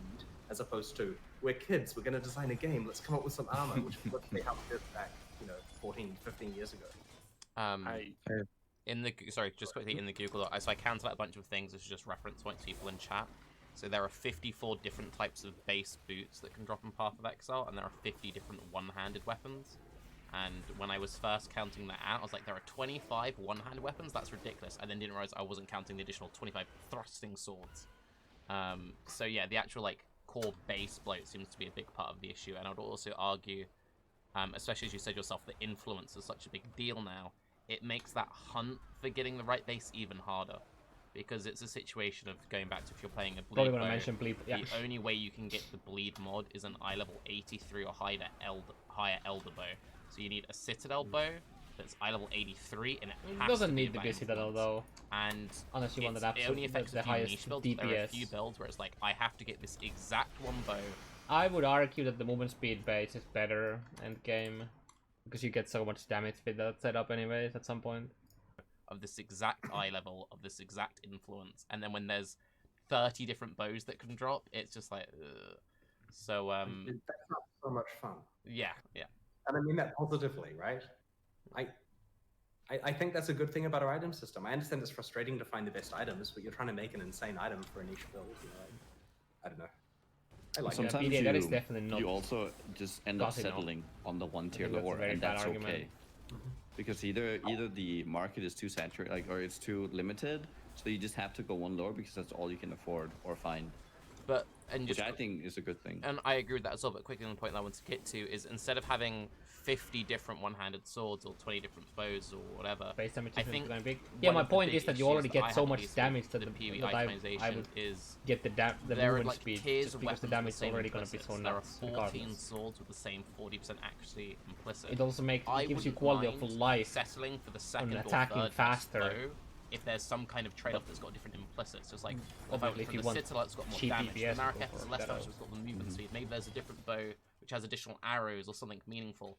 Just having like the however many different Chris daggers there are, which are all just the same thing with different like less base items. There can still be this is the best one, but it's got a different implicit. Like with the two-hand stuff, you tried to make the new implicits much more interesting, and I think that's a really good way to go. Have you considered just cutting back the amount of basics significantly and then adding more implicits so that it's still like fun in that sense? Yeah, the Path of Exile 2 items do have interesting implicits, but again, that's a little while away, right? Like we're not switching to the Path of Exile 2 base type system until we are ready to release that content because you find them in the Path of Exile 2 content and they match it. When you're in Act 2, which looks like Act 2 looks, you're going to find items sounds that are easy, appropriate for example. Like any specific examples? Just cast the Reef Fort should give you that. It's getting closer to us showing you it. That's so with the base stuff and with this whole idea of like the amount of loot that's dropping and maybe more loot or less loot, how do you feel about the actual way that people pick up their loot? So we're talking about like the pickup ranges, the not having loot pets that some other games have. I mean, even the China version has. How do you feel about that level of the actual way you pick up the items? There are cases in game development where you have to say things. I hit Conjured Vaults upside like a million times when I was doing. But you know you're right. Trying to get my. In Path of Exile, the items are important. In Path of Exile, they're the reason why we play. We want to find items in this game, and this means we have to take items seriously. And part of taking items seriously is that they have weight and character to them. And it's critically important to us that items actually feel meaningful and real. And that's why there's inventory Tetris. And that's why you put a clip now a different item though. So what do we actually need? That it's nice if they sort themselves, and we get that it's nice if they pick themselves up, and you tag a currency and it scoops up all the other ones. It's less clicking. It's nice, right? Like I like it when my stuff just goes into a spreadsheet and I don't have to do any work to get it in there, but it becomes less meaningful. And so there's a slippery slope here where, like, sure, having it be slightly easier to pick stuff up is one step down the slippery slope. It probably doesn't ruin the game, right? The game is possibly better if we have you even checked if it's possible, by the way? It's a slippery slope where then people will expect the next. In some cases, the prefix and eventually you'll play a map, and there'll be a spreadsheet at the end saying these are the items that were added to your stash automatically, and it's just EVE Online at that point. And it's very important to us that it's very important that we maintain the weight of the items. SAP is right? We prefix, want items right? to be real and cumbersome and annoying and valuable and special, and that's going to mean You can not guarantee making the those last convenience suffix, the changes suffix with regard to notable picking up items, with a and it's just something that non-caster to caster. everyone is going to disagree with us on that, but it's the SAP right and choice for us to Conjure are make, both caster and, mods, no? Yeah, we're just going to. Then you do non-caster to caster and guarantees. I think the weight from an item comes more from its Right. use and engagement with the item in terms of like crafting it or doing things to it or things like that rather than the actual Or is, picking up is of it. I'm SAP a strongly of suffix? the I don't opinion that remember. anything that reduces issues with RSI is a positive mood for the game and action RPGs in general, personally. I understand the argument, but I feel like it's an old argument that I don't really know if it's accurate or if the weight comes from other areas in the game. Maybe we're traditional, right? And it's just a core belief that we hold strongly in our heart, right? Like, you know, while I'm in charge, that's kind of the way it's going to be, and I'll stick to that. And hopefully, the people that respect it, and hopefully the others still enjoy the game, and kind of everyone else senior You at can work guarantee this. agrees with me. Many people don't, and I think they're wrong. And But you know, that's just it's unfortunately easier what to happens just when do someone has to make non-caster to decisions and they caster on kind the of last believe that it will prefix. damage the game too much. Super for the easy to do. decisions to be made in another way. Is there a What about halfway point, do you in- think? Like a concession between certain things that don't But the need caster, quite so you much just weight, cast the reroll, dude. but the vast majority of the clicking? So things like splinters and stuff like that. You've already done some of that. You've already made some concessions in terms of some of this stuff. Have you checked in what cases the subside is actually a pathing node, though? Have you looked at what are the cases where SAP is the pathing and not on the back?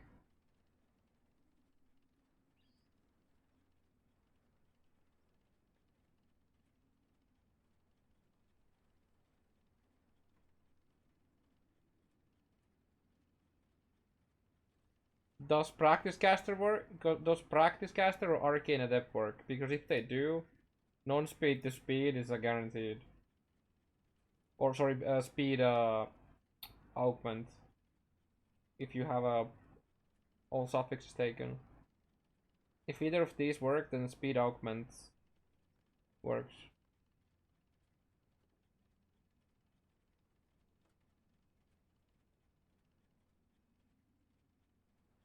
Getting speed augment is a bit rough though, but that's guaranteed.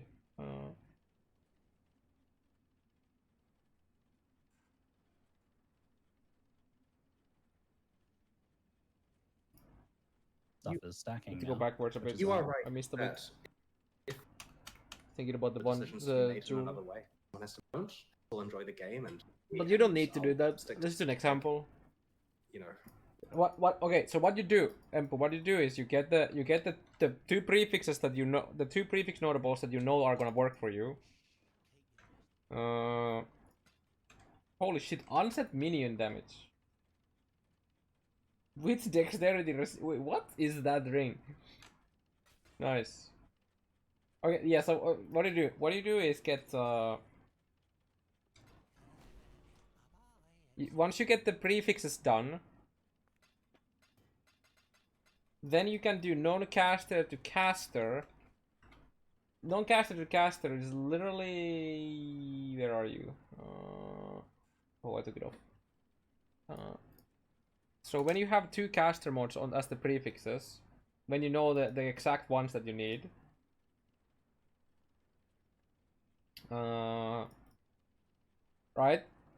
Then you populate the suffixes with shit like this. It's just random shit on there. Then you do non-caster to caster. It has to force one of these. And then it's like what? 1500 to like 300 to 1800. That's not that big of a... That's like...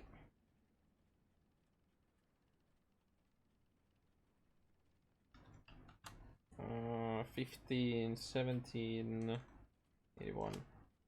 That's like 15.6% chance to hit it.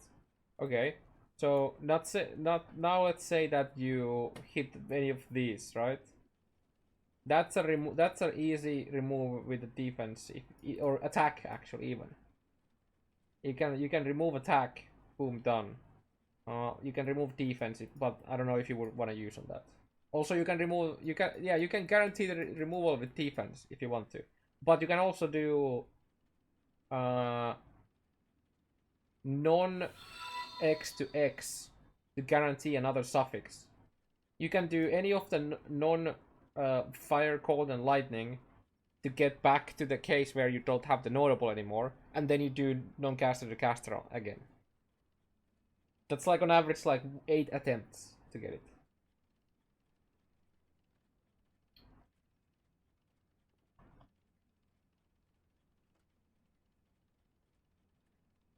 It's getting your large clash jewel is easy, like super easy.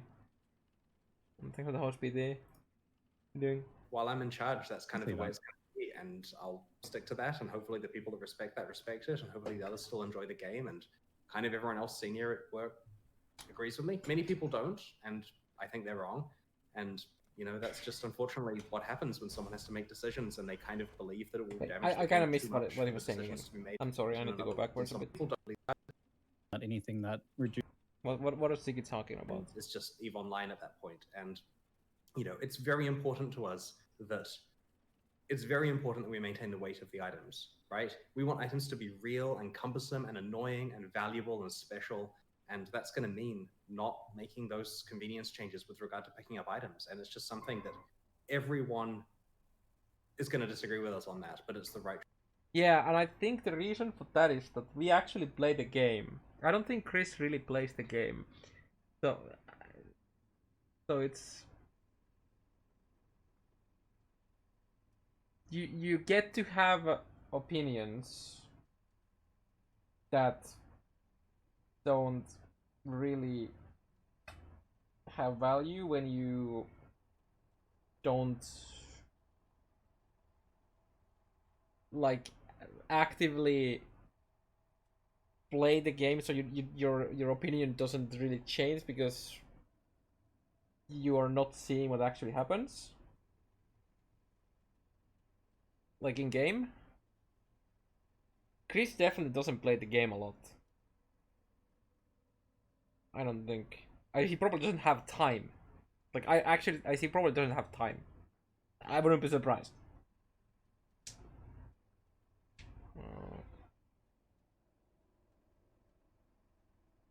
Yeah. Just because something doesn't like because something sounds really good on paper and it's like, oh shit, this is the best thing, but in practice it might not be that.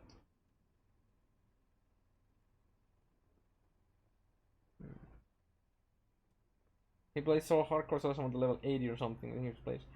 If you play to level 80, you do not get to. You will never get to a point where the discussion they are having right now is actually relevant. You do not feel item clutter on your way to level 80 on hardcore cell fun. That's never gonna ever be relevant. Choice for us to make, and yeah, we're just gonna unfortunately stick to that. There's like one case, and it's maybe Delirium if you like show all the engagement with the item in terms of like low key here. Your filter makes a big difference. Sure, if you don't basically have a filter, then that's fine, but that would happen. But just the fact that the biggest thing about filter is just hiding all the shit, so this isn't an issue, tells that it's an issue. At least in my opinion. So, and like, I feel like there's like a very, I mean, I'm not gonna say it's very easy fix because I don't know if it's like how their code works. I don't actually code myself. I don't really know, but I feel like if they made the pickup radius 10 times as big as it is right now, that alone would alleviate a lot of the problems, because you don't feel like you're breaking your back when you're trying to pick up like some random individual items, and every time you click on an item your character moves So if there's a lot of items, you're clicking the things, you're actually misclicking a lot of the time because your character moves, and therefore the hitbox for the item that you're trying to pick also moves, and then you just start moving around the item like fucking like this is like it's like it's I don't know. Like crafting it or doing things to it or things like that rather than the actual picking up of. Also, another thing, sorry, I'm gonna go back again so I can actually hear all of the things you're saying about. Personally, I think I kind of wanna make an argument of wisdom scrolls being an outdated mechanic now, but there's something to it for sure. I see good points about that, but portal scrolls. I do not think portal scrolls is something that this game needs, or any games. I think portals as an item should just go. I don't really see that. I don't. There's no value to it in my opinion. And when I'm saying value, I'm not talking about value as in selling them to other players.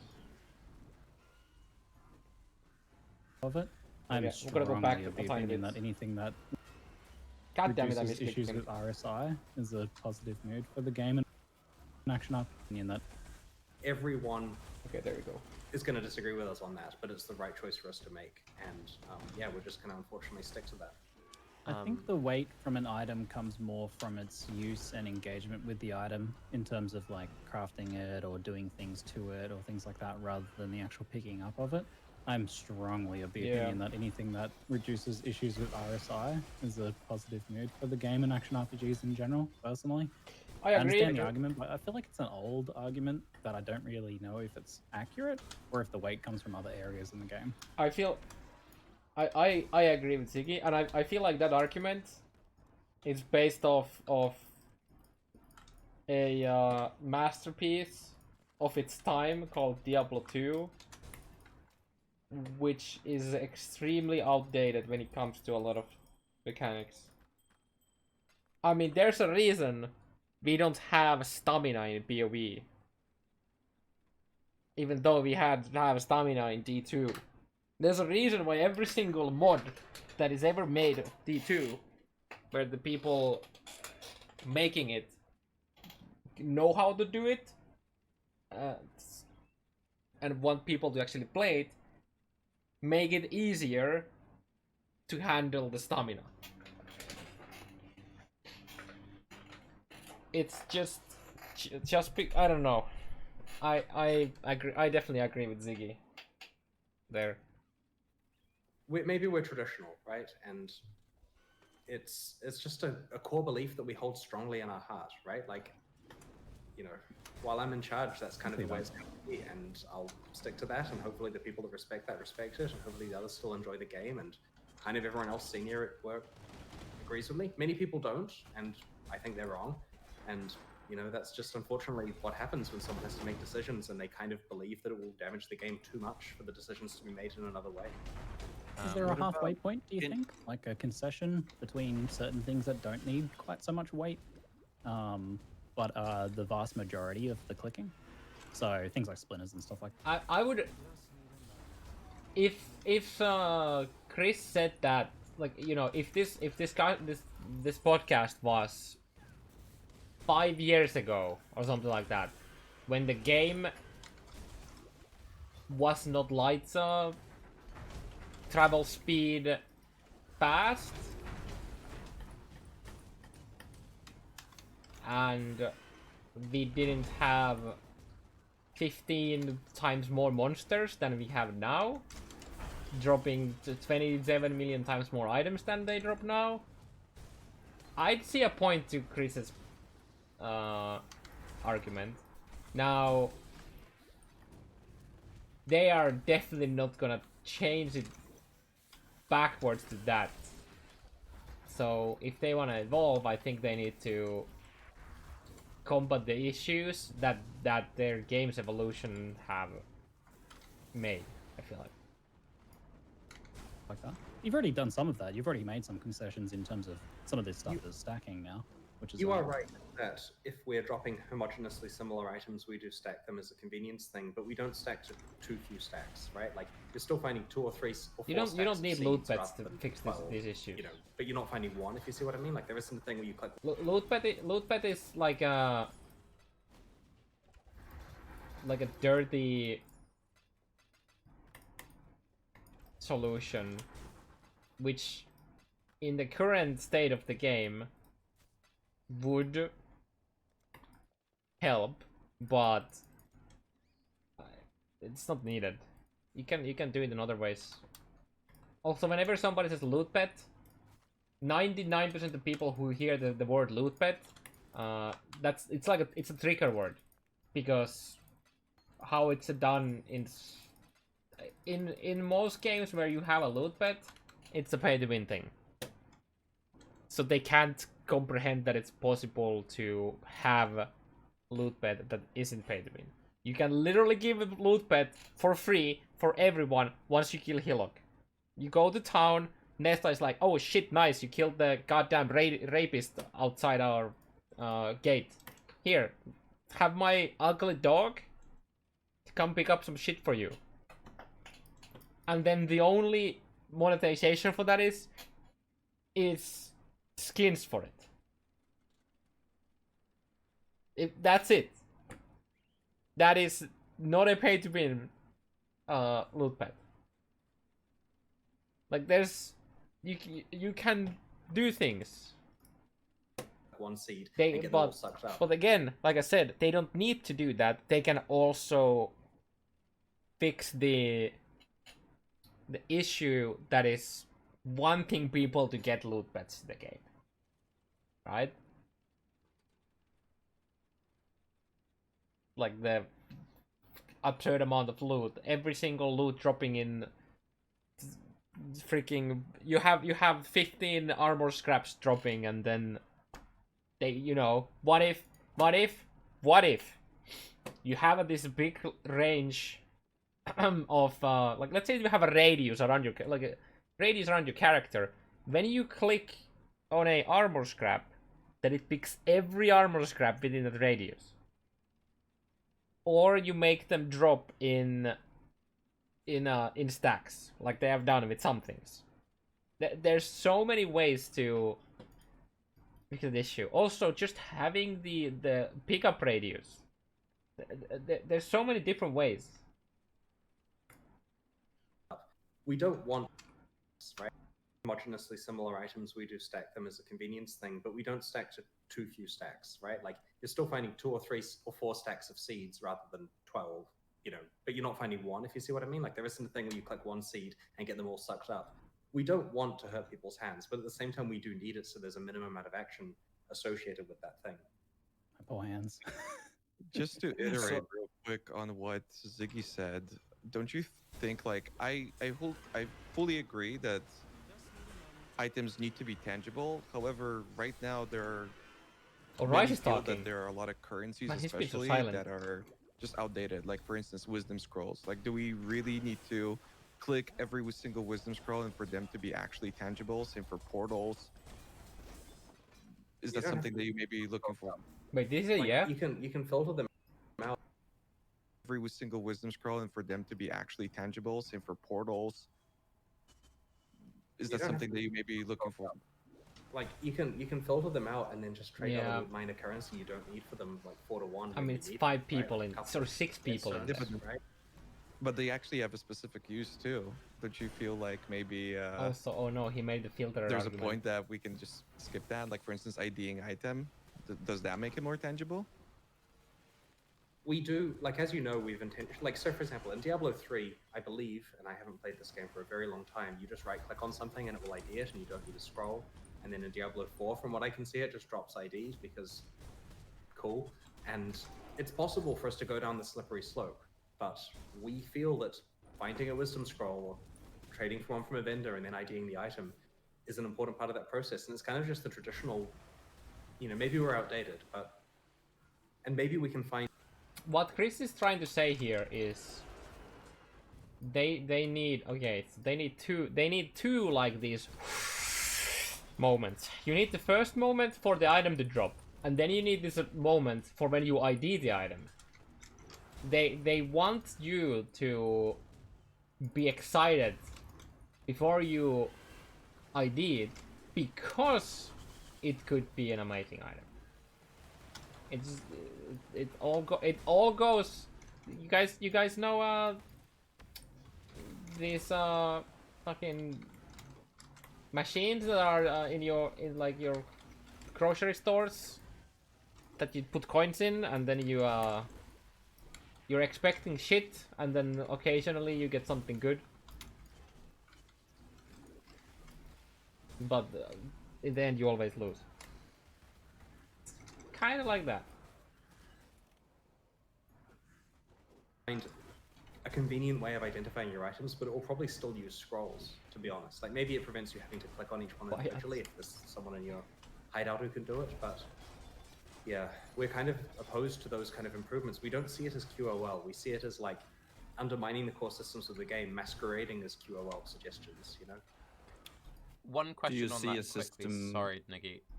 The actual portal scrolls, though, because I do think there is some point to where you want the currencies to have weight, and if there were currencies to scrap, there's lots of weird little fragments and splinters I'd be on the chopping block first. But do you intrinsically think that portal scrolls actually add value to the game? Well, you'll notice that the button that we added that lets you portal to a team member without using a portal scroll kind of undermines that, right? Like, you know, there is evidence there. I don't know. I mean, I don't think a conversation like that is going to result in portals being removed. Like, it's kind of important for the weight of travel, if you know what I mean, for like there being a cost to non-waypoint travel, at least for new players. And a lot of these systems, like ID scrolls and quality to some extent, are mostly there for new players. You care about them when you're playing through, and then they're trivialized. And that's not necessarily a negative thing. There's a concept in game design called mastery systems, which is basically that you quickly learn how to deal with portal scrolls and ID scrolls, and now it's not an issue anymore. And the same thing for quality. Like, you're going to have maxed quality on your items after that point. To some extent, the 6-socket game has previously been a much more difficult game where people work an entire league to get 6 linked sockets, and nowadays it's a bit of a mastery thing where you kind of understand where you're getting it from. Like, there'll be some appropriate harvest craft, or you just bench it, or you just trade for the fusing, so you know roughly that it's going to take you 1437 on average, or whatever the number is that I don't think we ever said before. And, you know, did he just give the number? And so we're kind of careful. Because Path of Exile 2's skill system, for example, doesn't care about 6 sockets in the same way because the sockets are in the gems, we've actually been intentionally pushing that to be more of a mastery system where players have more control over it. Like, each league, we're making it easier to 6-link your stuff because it feels like progress, it feels like you're getting more and better items in a given league, knowing that that system is heading to the chopping block in X number of leagues. Is that a jab at me not being able to master the game? I'm 98.5. I'm currently still using a 5-link. Gee, thanks, dude. I guess I just gotta be better at using fusings. True. Go on, Niggy. Sorry, I will not interrupt you again. Right, on the so I have two things. So on the first one with the wisdom. About you. Yep. So picking up the wisdom and actually using it is a very fun experience. I will grant you that.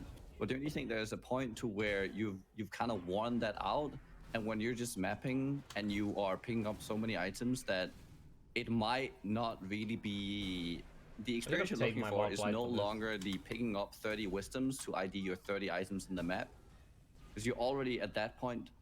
There's so much bloat in terms of things you're engaging with that the act of picking up the wisdom is just completely unnecessary. Where it might, from like Act 1 to 10, it might make a lot of sense, but at some point you might want to give the players a little break because they're interacting with so many systems. Well, to some extent, reducing the number of items that drop will help this, right? Like, if you're identifying 5 to 10 times less rares. But look, I take your points, right? Like, the wisdom scroll and portal scroll thing isn't a hill that I'm going to die on. It's something that could change. It's just, I'm saying, like, the first couple of steps down the slippery slope feel like you can easily climb back up to the top. And maybe it's the right thing for the game, you know? Could well be, right? I don't want people to hurt their hands. I care about the health of the game as And so I will talk to the team about it, but it might be a moot point in the ID scroll case if we are reducing the amount of trash that drops. I think the ID I scroll... missed this. I was just gonna say I missed the start of this conversation. I apologize. But was the original suggestion kind of like? You know what would be kind of cool? Just oh, I need them all. I can be like I'm actually using 2 wisdom stacks while I'm mapping, so that I have to less often do anything about it. So less often I have to get more wisdoms out of my stats here. Like stopping picking stuff up, or was it just making stuff the a way bit it easier to pick up? started is I said how do we feel about vacuum looting and loot pets, and that's where the whole like weight of I want to talk about pickup Right. radius at some point, which is something we haven't touched on yet. I don't know if that's something you want to Yeah, Pick 'cause up radius. that's what I was going to suggest. It could be less about like, because I very respect the weight of items argument. I do think it is very important. I am curious about how much of it is based on the actual picking up of the item, but I do think like when like a crazy unique drops or something that's really cool drops, like an Exalt drops, the act of picking that up is very satisfying and important. But maybe, yeah, just being able to like your character being able to pick it up a little bit easier, or making that sort of stuff easier to click, or like lower tier stuff being like you can press Q and it loots the lower tier stuff around you or something like that. Maybe is like a comfortable, doesn't feel like you're about to slip on the moss and fall down a mountain kind of vibe. We'll discuss it. We'll discuss it. And the loot pets thing. I mean, for a start, you know, It's those annoying loot when it pets on the doesn't load Chinese realm this, cost money, even it's right? like That's 4th tab. the pay for advantage there. I mean, I wouldn't say pay to win because I don't know how much you're really winning by having a big pile of. I actually went and bought quad it's pay stab for for the advantage, chaos and recipe, by the way. that's For everything the except line the on the amulet Chinese rings and server is in a belts. slightly different place than where it is on our server. I don't feel it's undermining the game don't particularly have to do badly. that Like I often. like, you know, When the I Chinese do, it's version a a lot lot. myself, but the line is in a slightly different place. And so when people ask for loot pets on our server, I assume they mean for free, just as a feature where it just picks up the items for you.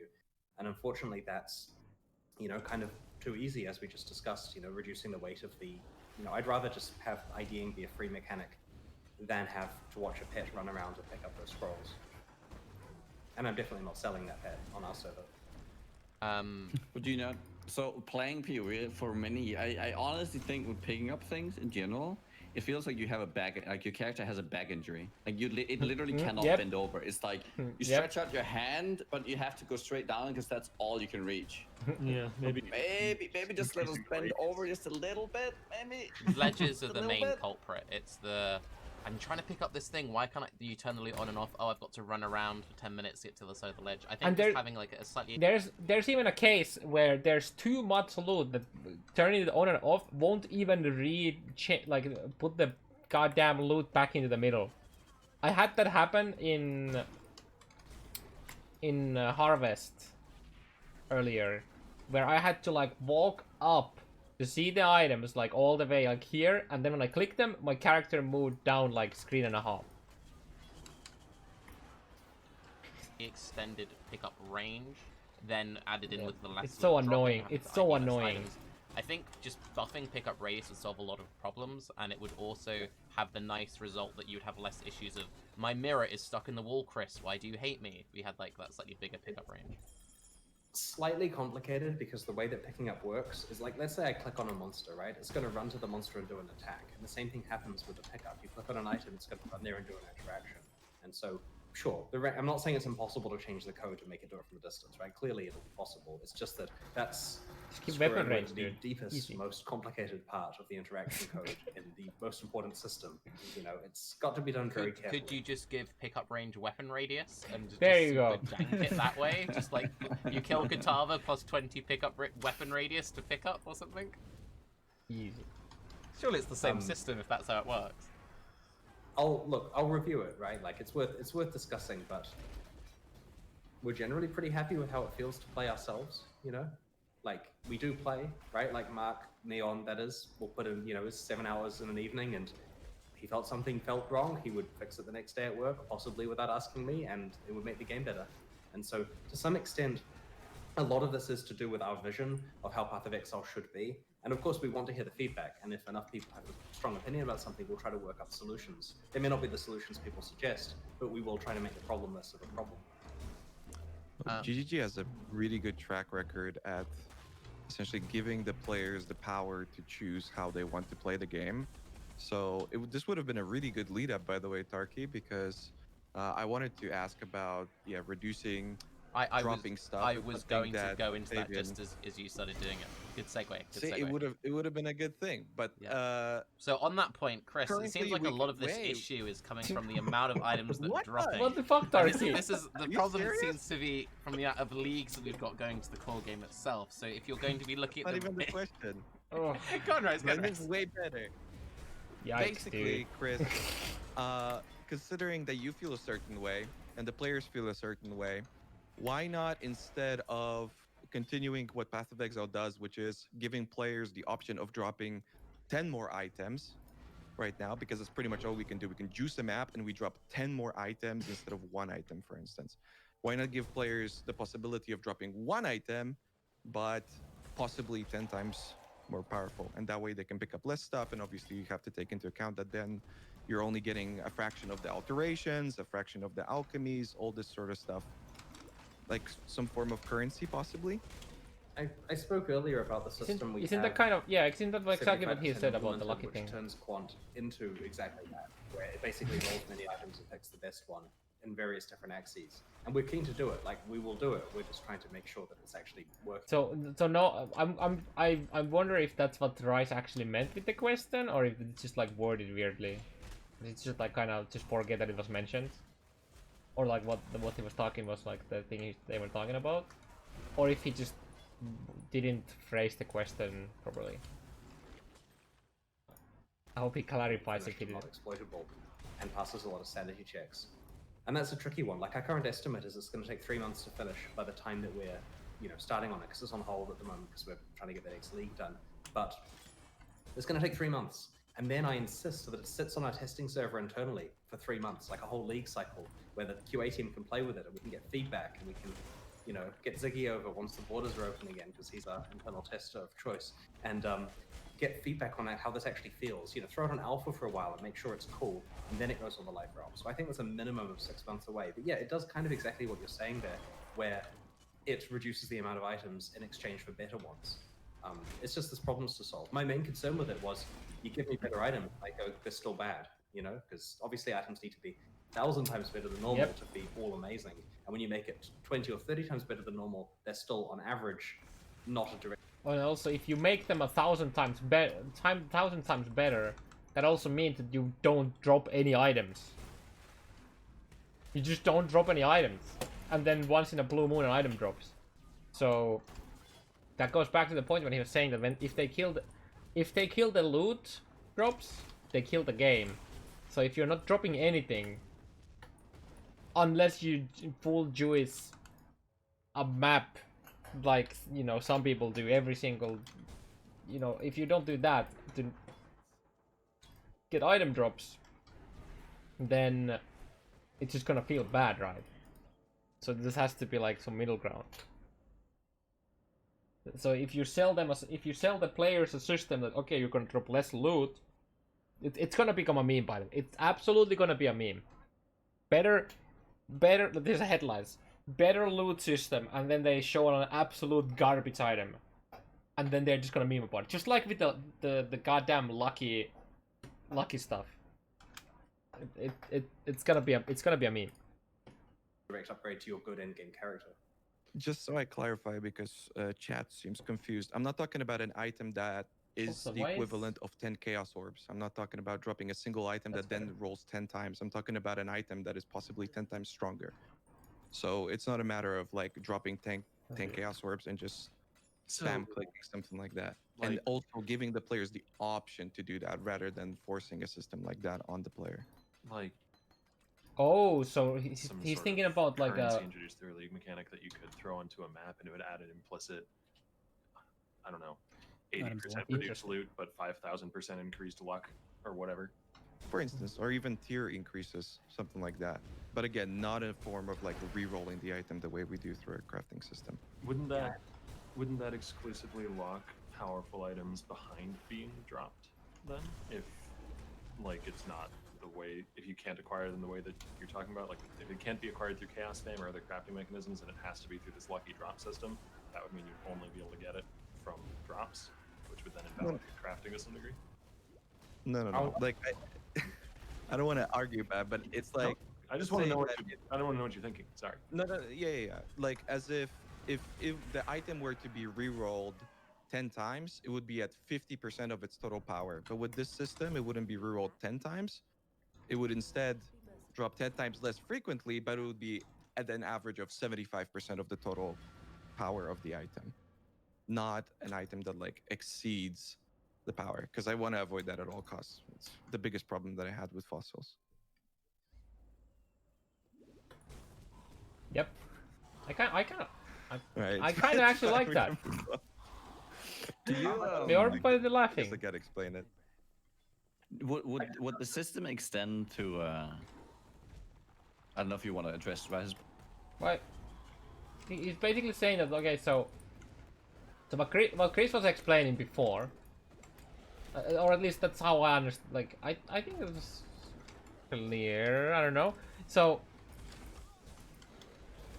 what Chris was saying, that you get the lucky things, right? Where it rolls the items and then it gives you the better items, blah blah blah blah. So what Rise is saying here, that what if you could, as a player, be able to alter that to some degree, so you could make it drop even less, but when stuff does drop, it's gonna be better. And this is obviously set the power cap so that you don't get items that you wouldn't be able to otherwise get, because then everyone have to do that to get the best items, right? And that's where Octavian went to the, you know, wouldn't you take away from the crafting? So the point was that you wouldn't be able to get better items that you wouldn't normally get ever, but you would get less items. So then that would actually be a very good thing for the full Jewish maps, where currently you're dropping so much items that eventually your game will crash. So if you could use that, and you could like kinda change it around your own, you know, preference. Now obviously balancing it around sounds like a fucking nightmare, but as an I like the idea. Isn't that what he meant? I thought at least that was what he meant, and I kind of like the idea. I'm not sure about the implementation though, but Point though, or what's it? Oh, Okay, no, no. address Ian's question. Our system doesn't produce items that can't be found through crafting and stuff. All it does is it basically rolls multiple copies of ground items and picks the better ones. Yeah, I was saying I was trying to get at whether Rise was implying that the system should do that. My interpretation of his question was suggesting we do the lucky drop system as a thing you can add to your map, so that the additional items you gain as a reward are fewer but better, rather than, you know, essentially what I want to be game-wide. He's suggesting having as a bonus for additional drops for a map. I yeah. think. Yes, but also applying it to other things like currency and whatnot. Exactly. Yeah, I'd rather try to get it game-wide, and it doesn't have much of an Extra effect during the damage. campaign, right? Like it tapers. It's just like it goes from extra 0% up, but yeah, there's quite a lot of items being dropped in Path of Exile, and there's quite a lot of items being rendered. It'll help It's performance doable. quite a lot in order for us to address that one. Raz Let actually me- just mentioned something I wanted to ask, which is, would it extend to currency? Like, would a there's scarab be loopholes. upgraded? Base currency items, would anything else be But they're only affected 81. It's in terms of currently being upgraded? mods. What we call equipment, which is things that have mods components internally, so they can get rolled. You know, stuff that currency works on. Right. So our retention is basically currency isn't modified. You're still finding the same amount of stuff as before. But honestly, the vast majority of what drops is not currency in Path of Exile. It's white item crap, you know. Backtracking to my very rude interjection earlier. Isn't part of the problem when it comes to the amount of stuff we're picking up the Yeah, fact they're that awesome. just so much is being added into the core game? Like, once the items feels a lot better, we're still picking up, you know, getting on, I don't know, hundreds at this point of different currencies, different fragments, different sextant types. We've got all these different systems. How do you feel about that current state? Do you think we've gone too far? Are we getting close? Does it want to go backwards? Or how do you feel about the amount Wait, of just... somebody's talking about there's been a lot of currency or something? We're What? not opposed to removing leagues. It's just that when we do, people will be unhappy because they liked that league, you know, so we just got to be careful with that. Our intention with Path of Exile 2 is to reduce the set of leagues down to be a much more condensed group, and then to keep the other ones available for specific purposes and so on. Okay. We don't have a specific set yet. Like, I think, like, Beyond is getting retired, for example. I'm pretty sure there's probably no Beyond in Path of Exile 2. There's Nah, I various don't bits need and pieces Beyond. like that. Wow. You know, Oh. Gonna be The question now is, was that a meme to make a point? Or is this actually happening? I hope that was a... I really hope that was just him making a point that they can't take a thing out because there's a leak that everyone has a favorite, right? It's just weird because Beyond is kind of... I don't think Beyond is a leak anymore. It's just a core part of the game. And I think they could go with making the Beyond, I guess, less like the Beyond monsters like less boring. They're basically just red blobs for the most part, right? So they could make them more. They could make them rippier. They could make changes to it, but as the mechanic of Beyond, where you kill monsters, and when they kill them group up, you get more, is really cool. What? Like no meme? Like actually, are we? this is just a, you know, like a decision that's 18 months old that Is will this get a lightning reevaluated guy? for- Or the fire guy? But there's other No, things this like is a cold dude. I we think. come up with crazy ideas. We've Oh, had wait, this is the discussions where fucking there's an lightning. area in Path of Exile 2 where Beyond I think. applies, and only in that area. Or is there's, this- there's options here. Chat is freaking out about Beyond going away. Oh, that's sad. But the point, this is exactly what happens, right? There are too many leagues. Let's cut 8 of them. Okay, here's one. No, don't cut that. Right? Yeah, but why Beyond? I mean, okay. Like, Last for such Another a long gloves? time. But, Like, Beyond but also, specifically, to we be totally fair though, want that. to be fair, It's been just, like 10 just years of before we Beyond. all kill Chris, just because you remove Beyond doesn't mean that you can't have a Beyond like system being reintroduced. Because your idea with the league cycle was it's like we take some Means out, we lost the meaning. update some, we put some back in. I don't think Beyond And is honestly, a leak the anymore. reason why Beyond needs to go is because have you seen the Beyond monsters? They're red bandits, right? Like, it's literally, we grabbed some bandits from Act 2 and made them red, right? True. Like, at the very least, I never thought Here's a about that, random by the fact. way, but yeah, that's we true. initially were planning to redo Beyond, so we started work on some actual demons, right? Yeah, And do those that. are delirium demons, right? We reused them, see? Interesting. Other factoids. The bosses of the tier 4 seeds are shape-shifting forms from Path of Exile 2. I was really disappointed. Yeah, about the that. wolves look like Careful. the I knew bleed about guy. that from Bex, but the thing which was annoying about that is I was really looking forward to big carnivorous plants, but instead we got animals, and because we've had a harvesting, when are we getting big scary plant monsters, Chris? Big scary. Like Little Shop of Horrors kind of thing. Yeah, lots of teeth. There's a lot of leaks to come. We'll work it out. I think the way that most players see the Beyond monsters is as orbs of currency, and not necessarily as particular character models. Have you considered on adding more meaningful items to do more of the temple stuff and some of the special nodes and delve? We want to improve those systems, especially as they're sticking around, right? Like, Yes. I have a goal to allocate some time at some point to actually making sure that the old league content is kept up to date. And we do that occasionally. Like, I'm sure we've added rooms to incursion and so on over time. It's just tricky because, like, our Yeah, last once. cycle, No, okay, wait, so twice, the cycle twice. before last was rushed because of Christmas. Mid-league and we then know after. there's the curse of the March releases, right? We needed to make sure that Delirium was good, and it was, and people were happy. At least I was happy. With Delirium, solid launch. Compared to previous, bear in mind, Synthesis and Beastry were the two before that, right? We needed to break that curse. So the Christmas League, no time to do any housekeeping. Then Harvest. During lockdown, we can't talk to each other. The normal thing about crowding around a computer involves people just being asleep during the day, right? Like, it's, you know, lockdown was half a development. Harvest took a week longer than normal. It was bad internally for getting that stuff done. And the next league, almost said its name, has a week less because we, you know, we're trying to catch up so that we don't disturb our schedule before Christmas, because that's going to get very bad. And so while the next league is certainly bigger than imagine- Harvest, Imagine Don't if come in Chris way too leaked the close to name by saying Lee's name. accident. I need to be Bex very would careful. have to Sorry, you like cut out. Do you cancel mind just him or repeating that something. sentence again very quickly? without Stealing thinking? her job and all the karma. We started the next league And Peter, earlier than we normally would do, so it was coming along really well. Like, Abduts. the thing is far more advanced. Do you remember Ziggy when you came to New Zealand and Incursion was quite playable a lot earlier than it would be? And we were saying to you, look, we've got our schedule's underway. We've done that again. The next league is good and playable early, and it's going to be great. So the problem is though, with a 12-week development cycle, we really need to focus on just getting that out and solid, which is looking good. But again, no housekeeping. And then the one after Christmas one, which has to be big because Christmas leagues often affect the end game and stuff, right? So But that was not my question. My question is if you've considered adding more of the like specialized mods into the game. You have them in Temple and Delve, like as a more of an item tool. Actually, That is like if I'm farming the specific map boss, I can get the specific mod more often.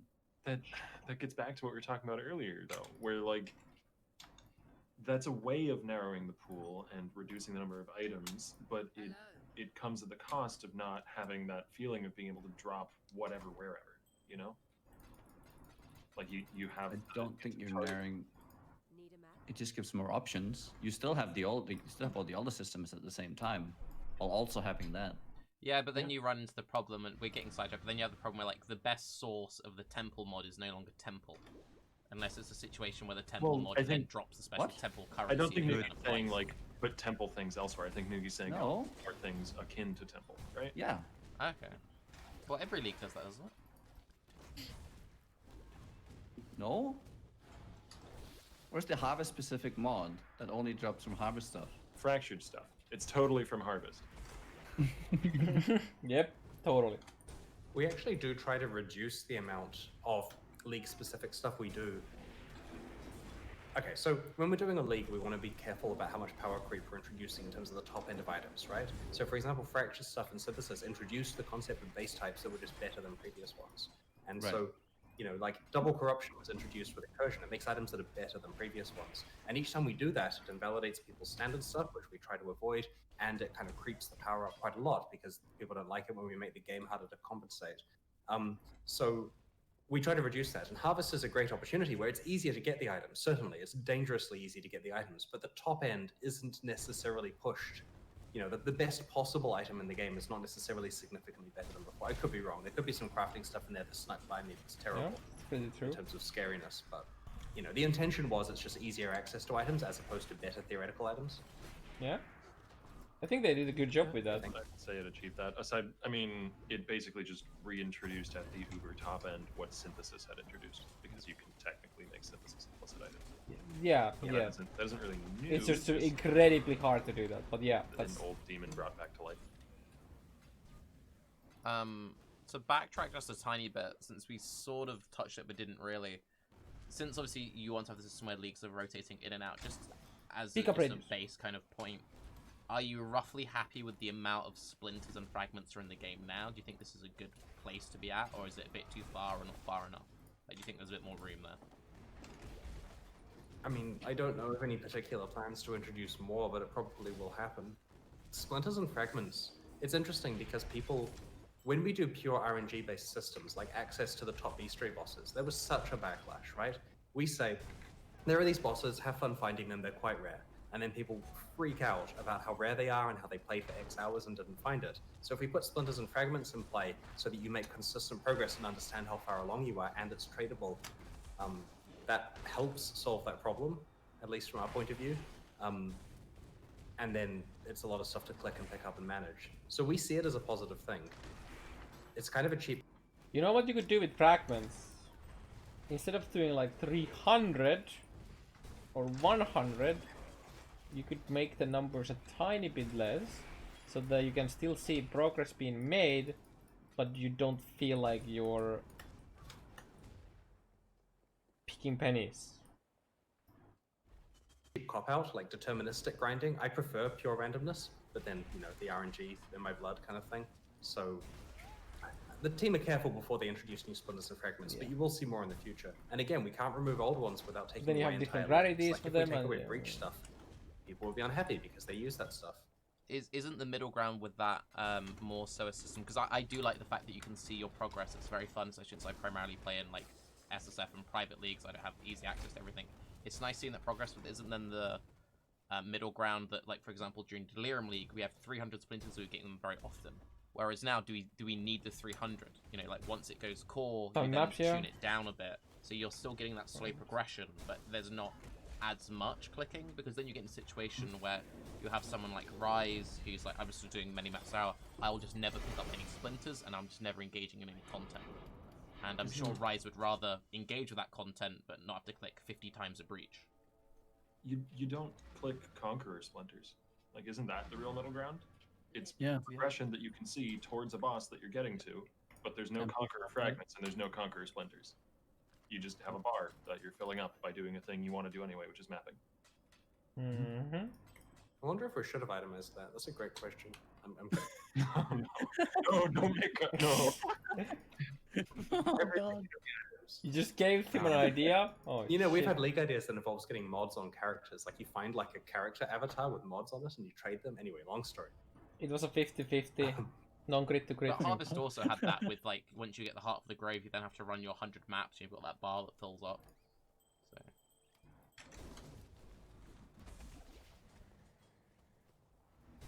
I'm not the person who decides the splinter and fragment numbers. I don't know how hard it is to find 300 Smalacrum.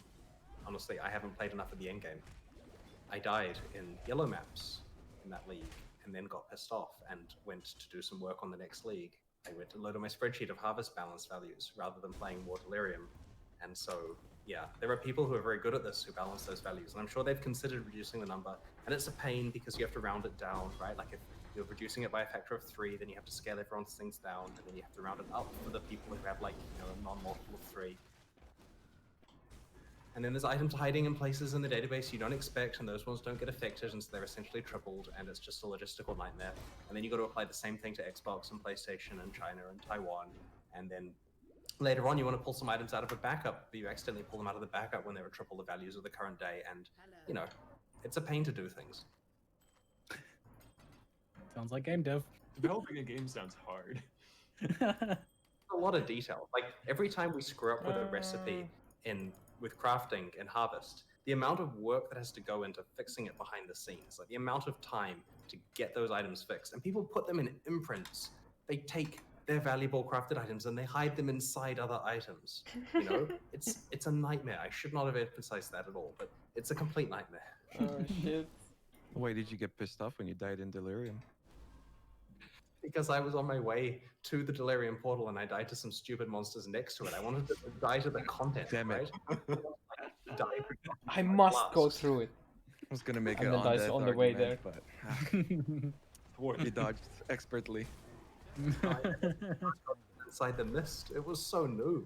Like, normally when I die, I get to rant the next day at work about how much of an idiot I am, or how we need to change the signaling, or how puncture is stupid, or whatever, right? But here it's like, oh, I was dying, crap, you know? One of those is a lot more specific than the others. Since we seem to be moving away from the fragment stuff, and I just want to get onto stash management, is there anything anyone wants to say still on the whole, like, stuff actually dropping stuff before we go into the inventory management side of things?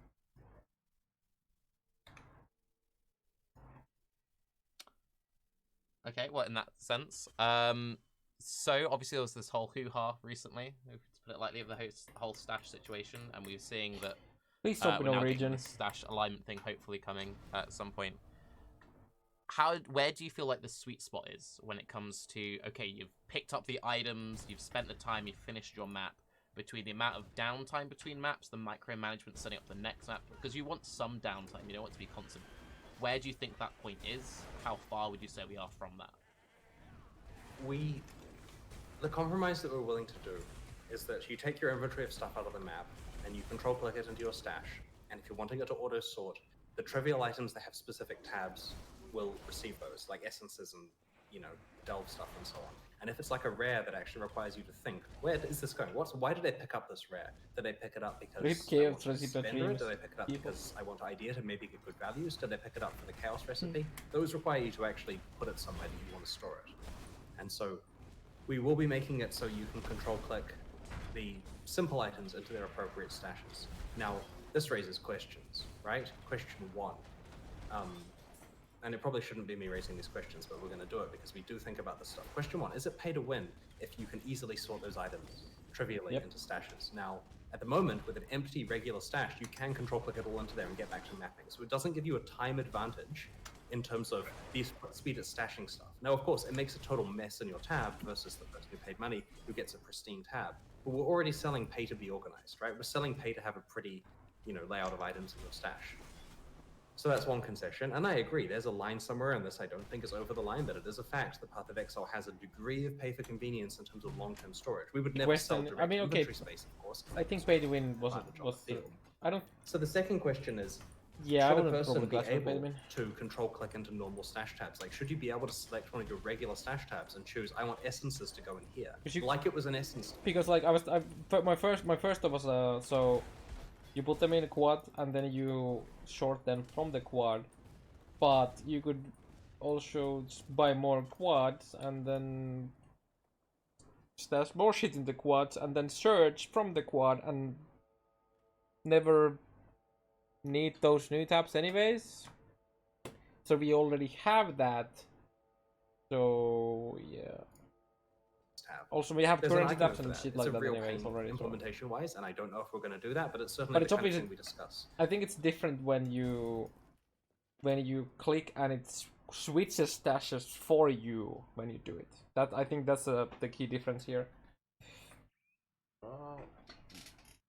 That's the key difference here is when you click them into your tab and it automatically goes to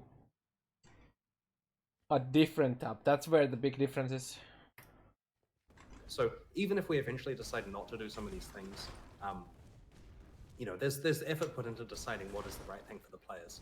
And at the end of the day, like, we do need money to keep running the servers, right? We may our parent company may be Tencent, but Tencent at no point gives us cash to run the game. It has to come from the players. We're a financially independent company here that happens to have had a shareholding change rather than, us sitting there buying stuff out of their pocketbook, as it were.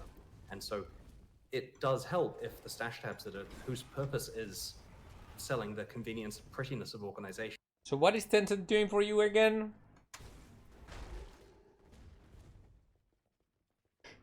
Actually provides that. Now, we often think of stash tab ideas that we can't do because it is over the pay to win line, and those ones you never hear about. And I regret the fact that there was, I view it as significant miscommunication with the community about the new tabs. Like, looking back, keep your eyes on the fucking game. There were threads where players said, here is how we would organize the tabs. Here is how we would jam everything into the currency tab to make it all fit. Ignoring the fact there's lots of leagues coming in the future, and the currency for those leagues is what we're reserving space for. And so they made those threads, and that's setting the expectation that the additional items they want to have in the stash tabs would be provided at no cost. And we did not step in and go, wait, we intend to sell that. We let the threads exist. And then later, the players data mined the fact that we'll be introducing new tabs. And we could have stepped in there and clarified and explained, or even announced beforehand so that it was done under our terms rather than upon being data mined. And we just let it be and let the thread sit there. And knowing that players were unhappy about this, we still went ahead with the announcement. Now, we were going to go ahead and continue to sell them, like the intention was not to change that, but we still handled them. I'm pretty sure I took the bleed off by just ignoring the fact that we should have a dialogue with the players before we actually put them up for sale. And so I see that as kind of a failing in the decision process of the communication on our part. The actual product we're selling, I think, is something that belongs in the game. And yeah, I just smashed my hand into my keyboard, and then people are often quoting. It ended up also clicking the logout. Introducing a second currency tab. There's actually a misclick on the logout. For actual crafting items, I knew it was a bleach. So I just smashed my hand. Going to go in there in the future. I smashed my hand into this corner here. That's the logout, and there's flasks. Wait, you don't see them. So there's a logout in the corner here. No, not that. That's the logout. And then these are the flasks, right? Wait, I'm not there. So these are flasks, and the logout's there. So I just smashed my hand into the corner, and it ended up locking me out. It helps the league be compelling. Also, where the fuck were we? For those leagues is what we're reserving space for. And so they made those threads, and that's setting the expectation that the additional items they want to have in the selling the convenience and prettiness of organizations. Now, at the moment, with an empty regular stash, you can control click it all into there and get back to mapping. Yeah, so it doesn't give you a time advantage in terms of the speed at stashing stuff. Now, of course, it makes a Does it total flip mess button? in your I don't tab know. versus the person who paid Is it money gone or who gets a something? pristine tab. But we're already selling pay to be organized, right? We're selling pay to have a pretty, layout of items in your stash. So that's one concession, and I agree. There's a line somewhere, and this I don't think is over the line, but it is a fact. The Path of Exile has a degree of pay for convenience in terms of long-term storage. We would never sell direct inventory space, of course, because that gives you an advantage on the field. Chris punctured So the second question is, should a person Fine. be able to control click into normal stash tabs? Like, should you be able to select one of your regular stash tabs and choose, I want essences to go in here, like it was an essence tab? There's an argument for that. It's a real pain implementation-wise, and I don't know if we're going to do that, but it's certainly the kind of thing we discuss. So even if we eventually decide not to do some of these things, there's effort put into deciding what is the right thing for the players. And at the end of the day, like, we do need money to keep running the servers, right? We may have, our parent company may be Tencent, but Tencent at no point gives us cash to run the game. It has to come from the players. We're a financially independent company here that happens to have had a shareholding change rather than, us sitting there buying stuff out of their pocketbook, as it were. And so it does help if the stash tabs whose purpose is selling the convenience and prettiness of organization actually provides that. Now, we often think of stash tab ideas that we can't do because it is over the pay-to-win line, and those ones you never hear about. And I regret the fact that there was... I view it as significant miscommunication with the community about the new tabs. Like, looking back on it, I could see it coming. There were threads where players said, here is how we would organize the tabs. Here is how we would jam everything into the currency tab to make it all fit, ignoring the fact there's lots of leagues coming in the future, and the currency for those leagues is what we're reserving space for. And so they made those threads, and that's setting the expectation that the additional items they want to have in the stash tabs would be provided at no cost. And we did not step in and go, wait, we intend to sell that. We let the threads exist. And then later, the players data mined the fact that we'll be reintroducing new tabs. And we could have stepped in there and clarified and explained, or even announced beforehand so that it was done under our terms rather than upon being data mined. And we just let it be and let the thread sit there. And knowing that players were unhappy about this, we still went ahead with the announcement. Now, we were going to go ahead and continue to sell them, like the intention was not to change that, but we still handled the we miscommunicated by just ignoring the fact that we should have a dialogue with the players before we actually put them up for sale. And so I see that as kind of a failing in the decision process of the communication on our part. The actual product we're selling, I think, is something that belongs in the game, and I understand there's concerns about that, and people are often quoting what I said at ExileCon about not introducing a second currency tab, and I firmly believe that for actual crafting items. We have lots of plans for stuff that's going to go in there in the future, and our intention was not to jam the oils in there as well, because realistically, they may say currency item on them like anything that Stacks does, but they really aren't currency items as far as we're concerned. They're used for anointing, and that's a different thing. On that quickly, how difficult would it be to relabel some of that stuff? Because that would be a huge quality of life for people with special tabs or normal tabs.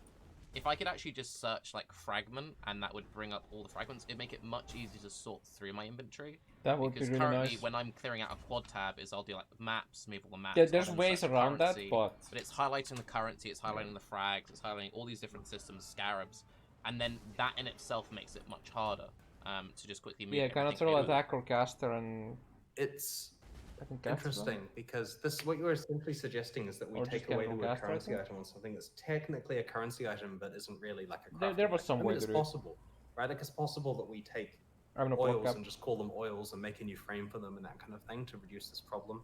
I wonder if there's a better way we can do it. So at the moment, the way that the filtering that you're talking about but works, also have 50 spell dodge. If you control C an item, you get in the clipboard a pile of text of what the textual representation of the item is. That's what it's searching on, and that contains the word currency. So if we wanted the non-crafting items to not say currency, we'd have to take it away from there. I'll talk to the team about options. There might be other ways of doing this, like putting a thing you can put in there like pure currency or something, and then if you know the magic word, you can search for only pure currency. There's a different thing to... I'm not sure if they added the tag to it, but there's different tag for fossils and metacrafts. Or like there's a metacraft have their own tag. And I remember the minion not having that tag for the from the metacraft side. So I'm not sure if they changed that though. Because I mean, obviously, if I want to sort scarabs, I can search scarab, but just having like more keywords, so to speak, that are a bit more diverse. Yeah.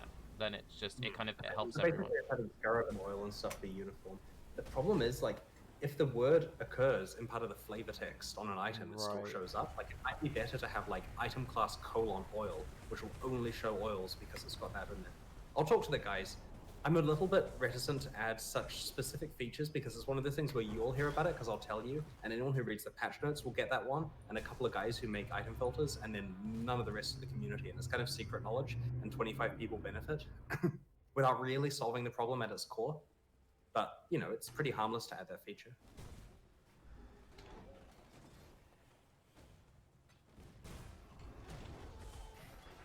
Because we can't. I think the thing which always gets me is you can't search for stuff like boots. That screws me over on a fundamental level. Like, you should be able to search boots and it highlights all the boots and glove. Like, I remember when I used to do Chaos Recipe way back in the day, being able to just search for the little. There's two different tags. There's a meta crafting tag that is for meta mods such as Counter Caster or Counter Attack, and then there's a different tag for stuff like fossils and harvest, etc. And for example,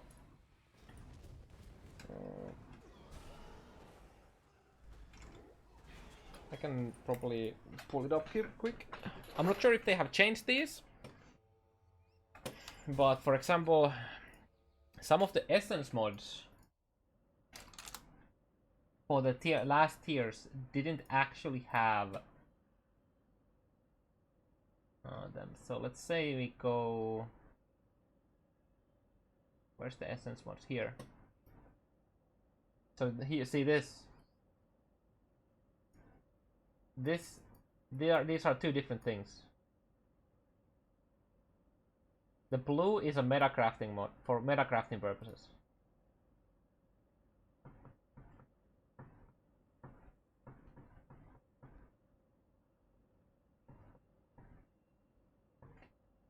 So you for the one you do a +1 all, and then you do Counter Caster. I'm pretty sure the I'm not sure if the minion is here.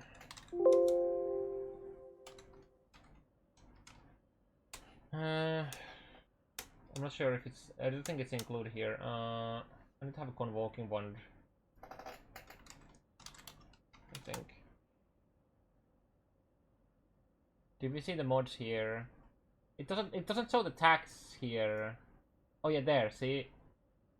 So it has a cast attack, but it doesn't have the blue cast attack. I think all of these basically. None of these have that side. So when you do Counter Caster, this can still roll because it doesn't have the meta crafting tag in mod.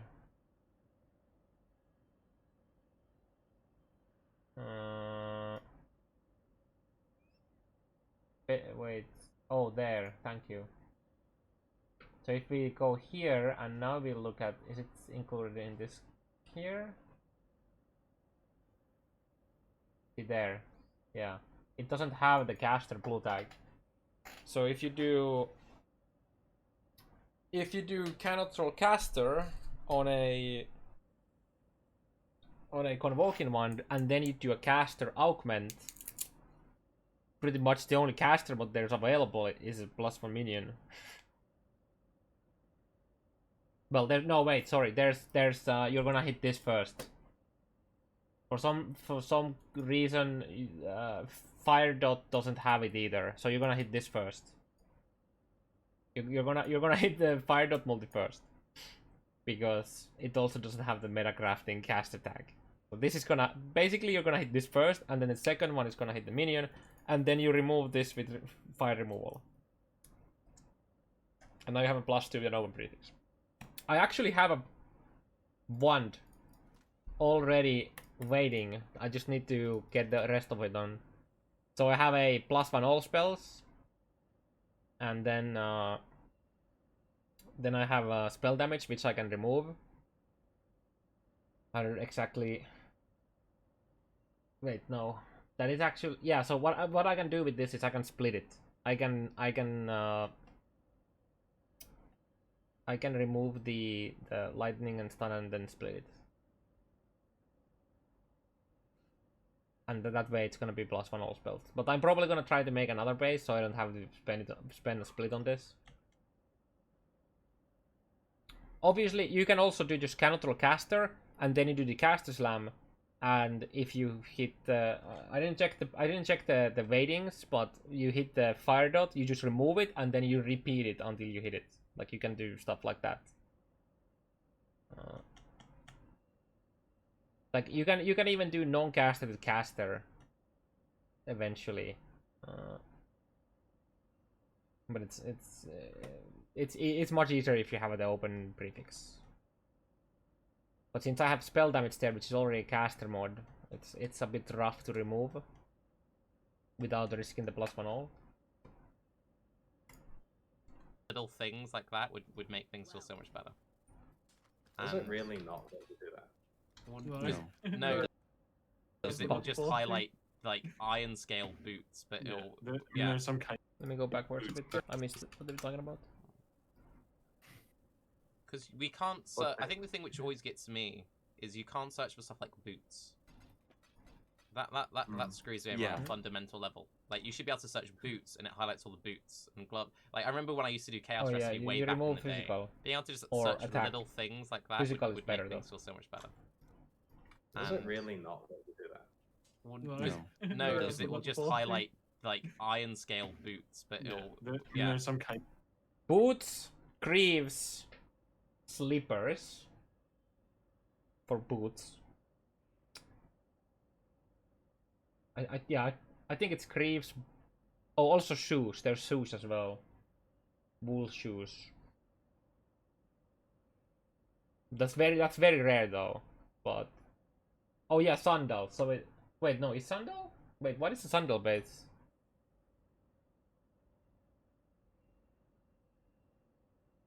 Either way, I never do boots first because boots are harder. So what I do is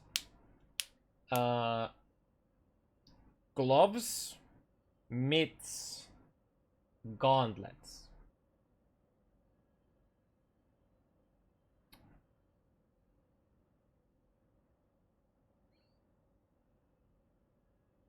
Yeah, there's only one shoe, and that's also I think there's another one as well. I'll remember them when I start doing chaos recipe. I remember them. But there's like Boots that are called shoes. For helmets, no? Yeah. There's Or, like, easy ways to greaves. actually do Stuff that like once that. you remember. I just don't remember. I haven't done the recipe in a while. But once you start doing it, Remind me. you remember them. Okay, I'll look at There's some really interesting remember. workarounds actually. Like everything that you can put in a map device You can do has personalized. the text that you can put it in your personal map device. So I just search for fragments and stuff with the word personal, which weird, but it works. Use Fair device. Yeah, can someone summarize this in an email with all the things that they need and send it to chris@grindinggear.com with a specific issue? Oh please? god, the spam. And I will see what I can do about making that better. Please, Oh, the otherwise, spam. post suggestions in the bug reports and suggestions Oh, forums. the not to my spam. email, thanks. But this one I will. So wait, what does he exactly want? One question, since we did kind of talk about it a little bit, and this is, you don't have to go into it if you don't want to. You said before that there was like No, there was no, some sure. type decided you that When you say crossed the 5 line. lane, Could you 6 give an lane. example? It could be purely hypothetical. Chris mentioned during this podcast earlier that the 6-link is like a skill thing now, so they're making it easier and more skillful to get the 6-link. So basically, I'm just not a good player because I can't get a 6-link. I'm just bad. I have not mastered the 6-linking yet. Of the stash, which in your mind would cross the line on this question, since we did kind of talk about it a little bit. I have like a borderline mirror tier 1, but not a 6-link. You said before that there was some type you decided you that crossed the line. Could you give an example? It could be purely hypothetical of the stash which in your mind would cross the line on whether this is now pay to win or pay for convenience too far. I'm gonna go plant some seeds, by the way. Do you feel it crosses the line to have a Chaos Recipe stash tab that lets you actually vendor the items from the stash tab? We're at Yes. 50-50 on this one. I So would you say put the items yes. in, Does it have? sort them, and you can push a button to Chaos Recipe them. That would be Chat so says that efficient. crosses the line. Holy shit. How much storage does it I have? think Oh that's my god. Closer, I think that's closer to Essence tab functionality than a lot of people give it credit for. where you It saves you having to run to the vendor, which the essence. I disagree, Octavian. I disagree with that a lot. You don't create essences out of trash that you pick up from the ground. Like that. I think that is very different. It also saves you an insane amount of micromanaging of those chaos recipe. I wonder how much chaos recipe Octami has done, because I think those are two very different things. I don't think you can put those even on the same room at the same time. Definitely no. I do not agree with Octavian one bit with that. Tab does, but a lot of people are doing chaos recipes, and they're often a matter of convenience. You know, so this is saying that your process of generating currency is more convenient once you've paid whatever dollars, which might be a problem. Yeah, because it renders like directly into the tradable currency of chaos rather than into another essence that you'd still then have to trade. Yeah, I mean, see Also that, but the point I made earlier is I think it's much bigger. Really furthering your goals an awful lot in Path of Exile. Like, it's nice, but you could do it at any time, whereas this is giving you the stuff you need to trade. Yeah. Anyway, it's a difficult one, because as much as I would enjoy it myself doing it, because that would make my life easier, I think it's just a thing that organizes your items, but you've still got to take them all out into your inventory. The only case I could see that being acceptable is if every single tab, even the default tabs, had a chaos recipe mode. So you know how you can rename tabs, you can search tabs, shit like that. If there's a way to turn in chaos recipe mode on it, where all of the items that are placed in that tab, then it can create the chaos recipe from that, because then you remove the pay to win option, because now everyone can do it, even with the most basic tab.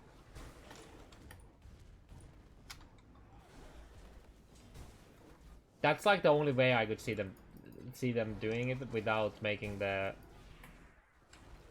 players go absolutely crazy about it.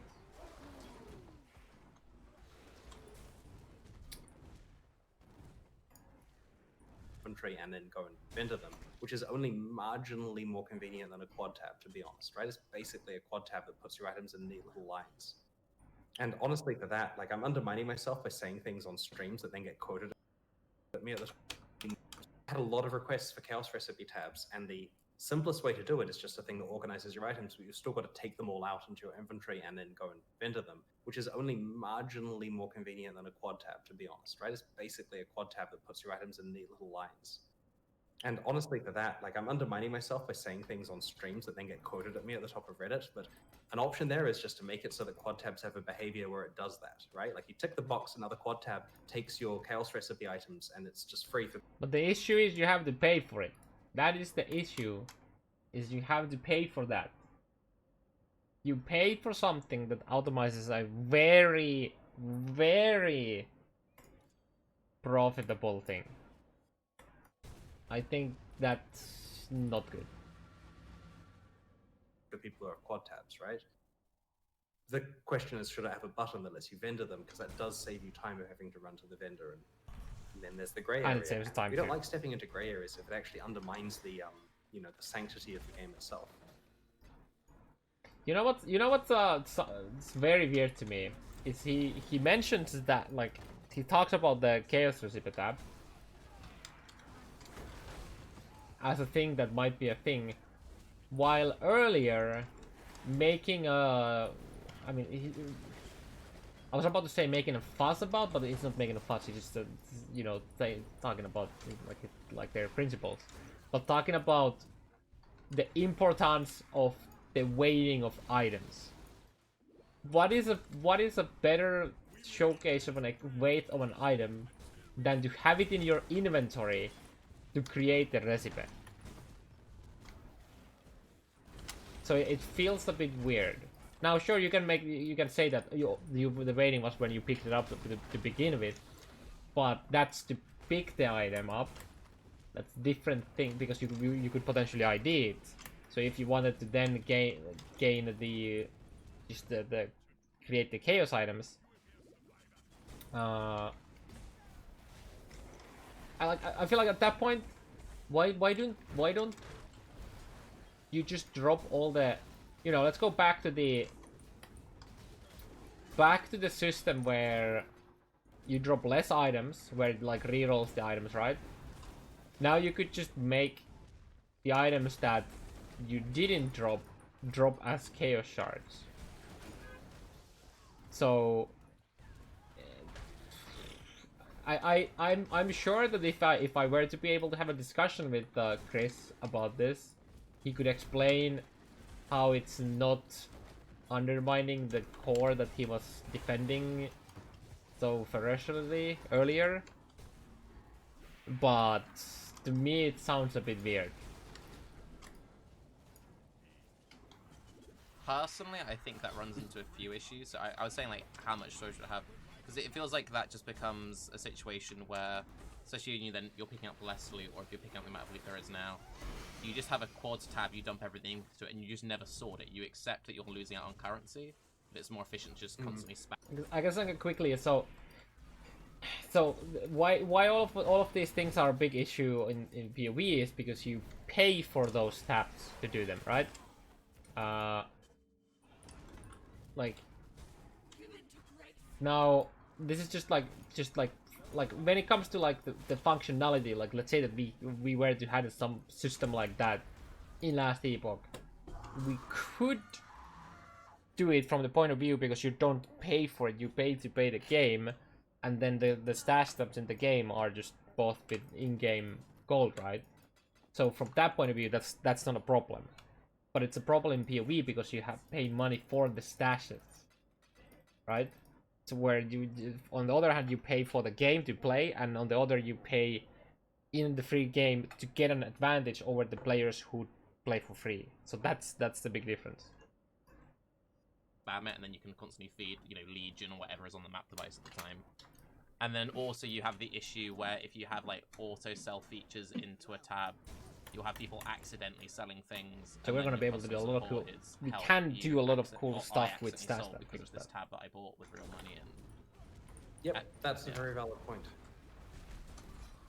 Although how much should the game revolve around kind of those kind of recipes, in terms of like how much is your currency generation? Do you want the game to be being that specific action?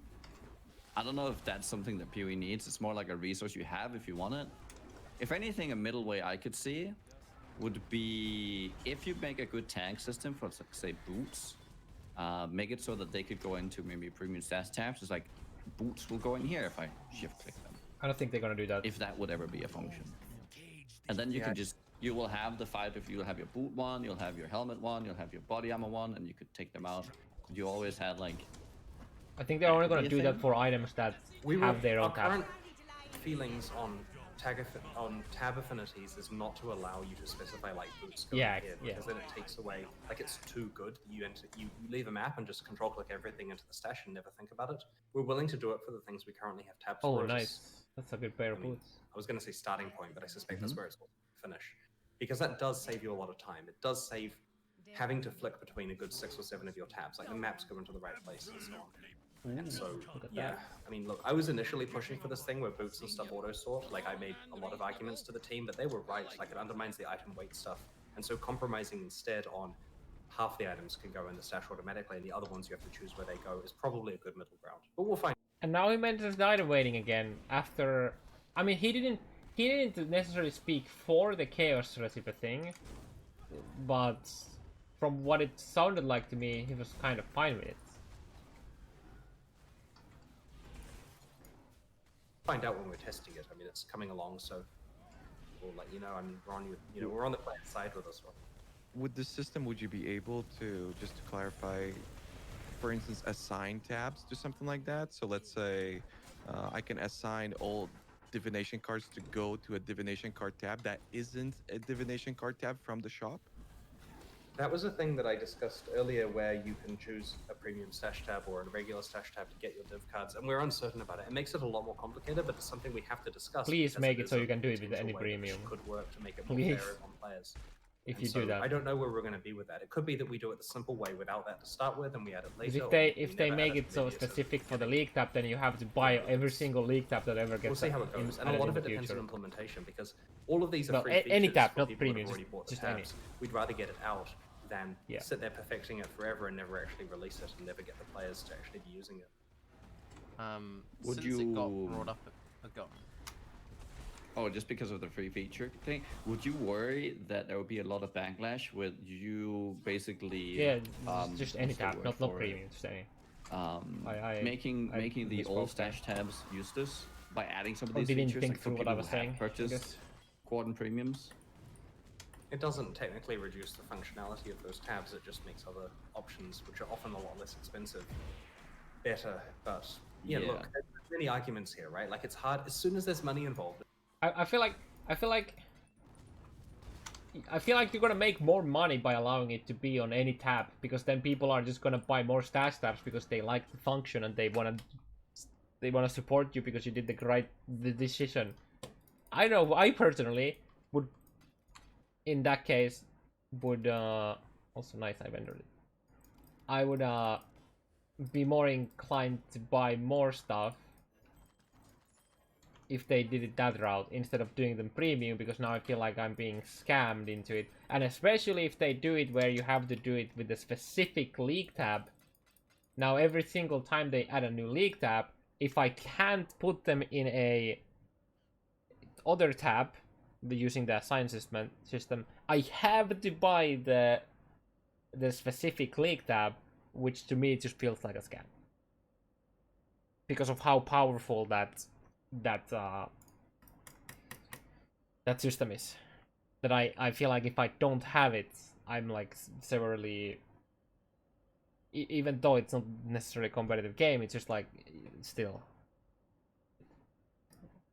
It's hard to make Overhaul. everyone happy because some people have bought Also, thing A, some some games. people have bought thing B, some people bought neither, some people bought both.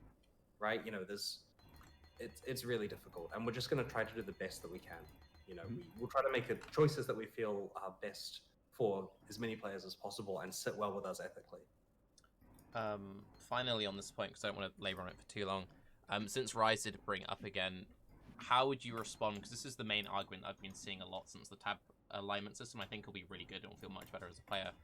That in a way it kind of forces people's hands to buy these new tabs, especially if we cannot, like if we have a premium tabs already, if I can't assign that to be a Metamorph tab, for example, that's effectively kind of saying, well, if you really want the system, you have to buy the new league tabs and Look any at that. future league Tarky tabs that reading are my then designed.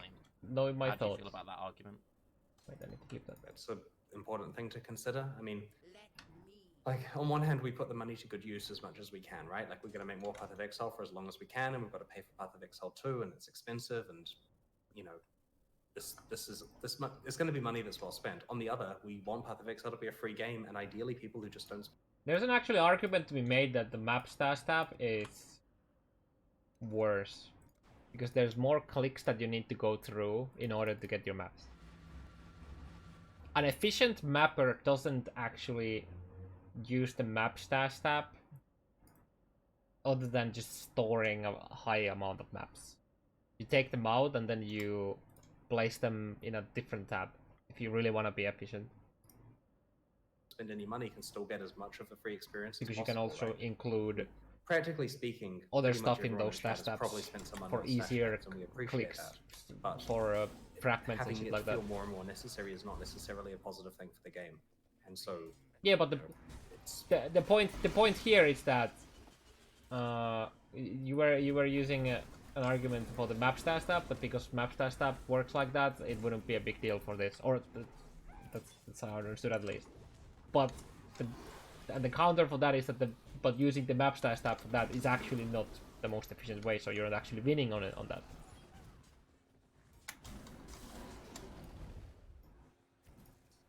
I agree that we have to be careful with this. Go on, Nuggy, you gonna...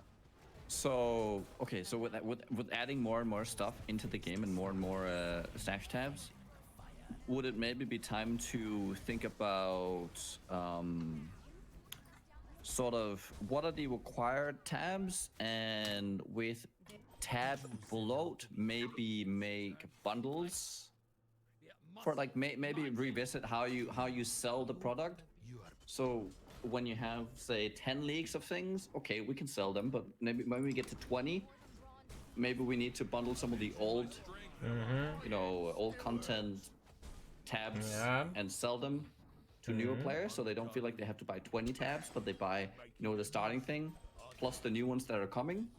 Because the old players will already have bought them, and they're continuously benefiting from the game improvements. But newer players might feel it too cumbersome to have to buy 20 tabs rather than the 10.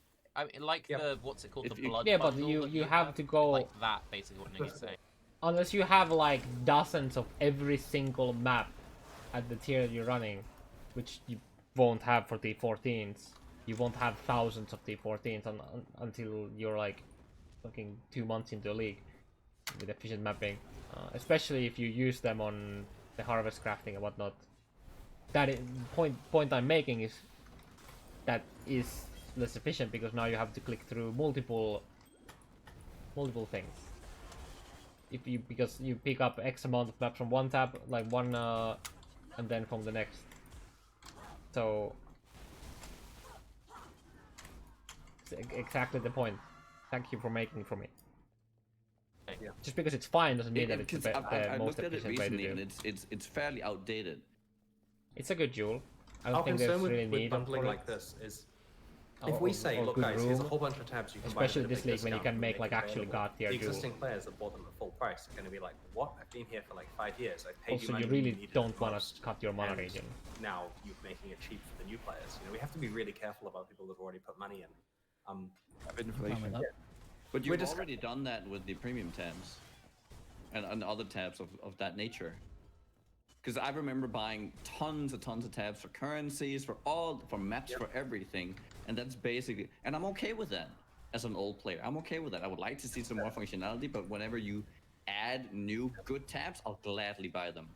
Well, chat's saying they don't care about this one, so sure, I guess we'll be making If a you- bundle then. But our plan is not to introduce too if many you tabs in can the future. handle Like, the it was mana bad planning to put 3 recovery new loss, tabs in at once, yeah, right? go Like, for it. we thought that with the precedent of Delve and Essence in the past, there wouldn't be a particularly large amount of drama over it. But we should have done it, you know, closer to those leagues being released. And you'll notice in Harvest, for example, that the storage is just something you can put in your hideout. It's not like hey, here's a Harvest tab, you know. That could have been the tab, but, you know, we decided to make sure that because Thank God it's we not want that. to encourage people to hold on to seeds, and it would quickly fill their stash. Otherwise, we, you know, I'm still made sure needing there was one. storage built into the league for that one. Has there been any discussion on revamping the starting tabs to any degree? Either adding like an additional tab as part of your starting stash, or changing one of them to be a more limited version of a currency tab or something along those lines? It is discussed from time to time, but hasn't currently resulted in any action there. And this is partly because, like, it's every moment at work at the moment, and most of this year has been solving fires. And, like, I mean, honestly, like Friday, for example, right? Noon, and it's time to talk about Bloom with 8 team members and write a complicated post and proofread it and translate it, and that's half a day justifying something. I Which is still haven't important. read the Bloom Communication is important, thread, by the way. but that's time away Should from. I read that at you some know, point? We only get 60 days in the cycle to make a league, right? So that's 1% of that gone on writing that post for a lot of the senior team members that have to all make sure it's explained precisely and has every reason in there. And this type of thing and various other disasters we have to solve internally means that there isn't a lot of time to go and sort out kind of fundamental things like what you're saying. And we need to make time for that, right? Like, you know, our studio priorities are our problem, I guess, but we do need to actually have time to sort out some of the fundamental stuff and make sure it's got the attention it deserves. It's just really difficult when we're running constantly to keep up, which it feels like we have been in 2020. It's a difficult year. I mean, I know a lot of people have it a lot more difficult than we do, but it has been hard for us. I don't want to take up too much of your time, so use that to segue into the final point, the one non-item. Wait, why didn't I wait with that? Podcast. How are you going to live up to the expectations of Path of Exile 2? Because it seems that whenever anything happens with PoE, people are like, oh, it's fine, they'll fix it all in PoE 2. PoE 2 is going to change everything, you know. Are How they? do you handle that pressure? Because people have some... It seems great from what we've seen, but people have some like very lofty ambitions and goals of that. Path of Exile 2 does solve those problems. And I think this might be an issue. Path of Exile 2, in its current trajectory, is going to be amazing. But that level of quality is making it take a while. And we showed you Act 1 last year. Act 1 took a year to make, right? Our intention is to speed up because we want to get it out soon. So we've been working on Act 2 and are currently working on Act 3 as well. And honestly, at the current speed, Act 2 is going to take a year to make. And Wow. we need to be faster. So Act 3 is coming along a bit faster. There's better planning, there's more people on it. But the lockdown and the inability to hire foreigners because of the border situation and the leagues taking up a lot of our time, they're slowing it down. And so the quality of Path of Exile 2 means it's going to be a while. And we don't want it to be a while. Like, Path of Exile's good and getting expansions, and a lot of my focus is on Path of Exile 1, while a lot of the team work on Path of Exile 2. But it's a big project, and it is going to solve a lot of the things you're talking about. Like, it is going to meet those expectations. And this means it's going to take a while. Now, there's questions like, should we do it faster and compromise on certain areas? Maybe don't change all of the systems, maybe keep certain things similar, maybe be more hasty with development of some of the content to get it out earlier. And those are difficult questions we face every day because the team want to make it the best possible action RPG they can. Now, this means we're getting a Blizzard level of polish, but it also means we're getting a Blizzard level of time frame for it. And I kind of want to deliver it sooner. And so, yeah, when you say to me, it's going to solve everyone's problems, and everyone's got high expectations for it, I wonder if that's a negative thing, because it's currently going to be the best action RPG ever, and that's going to make it take a while. And so that's what's on my mind with that stuff. Now, the good news is we are getting faster at developing it, right? Like, our year per act is getting shorter, and we're going to get it down to 3 months per act because things are working in parallel. There's a lot more happening. It's going to be fine. But it's a bit of an interesting question for us because honestly, at ExileCon last year, we gave the impression that we'd be entering beta, at least for some of the content, like soon, right? And we're not. It's going to be a while. And I want to release this before Diablo 4, for pride reasons at least, if not financial one. But yeah, it's coming along, and I really can't wait to show you guys some of the stuff. Like because there's map. a lot of awesome stuff we made in the last year. And Nice. yeah, if players think that's going to be the best thing ever, I feel they're kind of right. I really like this project. I'm just sorry it's taking a while, but we'll just keep doing good leagues. And 3.12 is a good one, actually. It's one of my favorite. The 3.12 league is the league that has had the highest level of excitement from people hearing what it is internally. We pitch it to people, and they say, I don't know if I can swear on the stream, but they swear, and it's good. Yeah.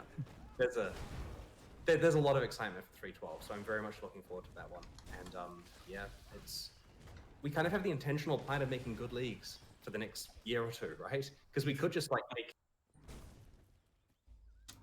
Have you guys ever noticed that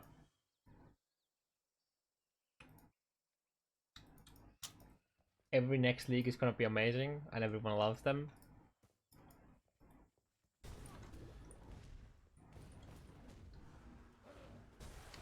Every single one? It's been said from basically everything. I'm pretty sure. I mean, it makes sense. If the devs wouldn't say that, what of an idea would it give of their product, right? So that's why I feel like whenever if you're making something and you say stuff like that, you should probably come with, I might be a bit biased, but I think it's amazing. Now, obviously, people take, like, a lot of people take it granted that, that there's bias and all that, but, yeah. Watered down crappy leagues, like, just small ones, and put a lot of effort into making Path of Exile 2 come out 6 months earlier. But I really don't want to let things go lax. Like, I want Path of Exile to continue to grow with the base game, and then Path of Exile 2 is a nice surprise when it happens, as opposed to, let's let this die and hope that one reinvigorates it later. That was a very satisfying answer. One question quickly on that point, and I'm curious on your point of view, because we all played the beta for 3.0 when that came out. What's your worry there with players maybe getting into the beta too early, killing hype? Obviously, you want people to test it. Like, what time frame kind of stuff would you want to go with that? Would you not want to do beta until everything's ready, or would you want to do it earlier or later? That's a great question. And when we were actually discussing last week, it's tricky because the usual plan that we do is we Okay. So, traditionally, games were sold in boxes and you pay $60 for a game. And that worked well as a model. People had to pay money to get in. If you do that, though, you fail to capture what's called the price discrimination money. You fail to capture the demand curve for people that want to pay less, as in they can't afford $60, so they can't pay you anything. And you fail to capture the people that want to pay more because they really love the product and want to spend a lot of money. And so that's where free-to-play comes in, because with free-to-play games, if you can only afford $5, you spend $5 and the company gets $5. And if you can afford to spend $1,000 and providing the company has enough offerings, the company gets $1,000. And so that's free to how play pay to works win well because you capture the entire demand curve. was born. The problem is, of course, that it can be slow to capture the money from the users, and you lose the effect that many games capitalize on, especially like survival genre games, where there's the the game of the day that all your friends want to play, but you have to pay $60 to get in, even though you're not getting $60 of enjoyment out of it. And so 50 you fail chaos. that upfront thing. Like the release of Walson, for example, that was a retail game at a high price. God. A lot of people bought that. They made a lot of money on launch day. If it was a free-to-play game, I don't know if they would have made that money, right? Because it requires a long schedule of microtransactions and constant updates and all that kind of stuff. So That's a sneaky jab at saying that they couldn't keep the player base for a long period of time to get the money from the MTX. Sneaky. I mean,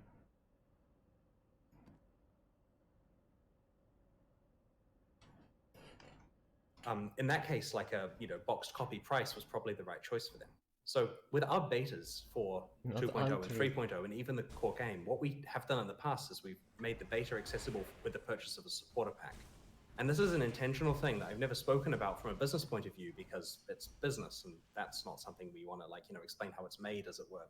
But the thing is that with that model, a person has to pay money to get in. That's fine. And then you also have the advantages of being free to play later. You kind of get the best of both worlds. Now, we of course have thresholds where anyone that's bought a sufficient number of supporter packs in the past gets free access, and that's a very large amount of users. Like if we were to do another beta now, pretty much everyone in chat just randomly will get in because they've bought enough supporter packs. Like I don't know what the threshold is. It's like $500, and a lot of people have supported the game there. Or they can spend like $30 or $20 or whatever it is to get the supporter pack to get in. So it's not particularly difficult. On this, I wonder, like, when it comes to like talking about POE like stats, the casual player doesn't even do brutal, blah blah blah blah. That's because everyone can try the game for free, and that like really skews the data, I feel like. So I wonder, because everyone has a chance to easily do it, no cost. So I really wonder what that is gonna mean. Like how that's gonna reflect on like last epoch, for example, where there is a entry cost. So say we got similar achievements kind of stuff. So when you buy, like, I feel like when you pay for a game, you're much more inclined to give it a proper shot, right? Instead of you play for 5 minutes, and if in that 5 minutes you're literally just blown away, you just like, yeah, fuck it. So I wonder, it's gonna be interesting to see the differences there. But our intention was that we would treat the Path of Exile 2 beta thing the same way, where it's an opportunity to sell supporter packs, and it becomes free to play a little while later.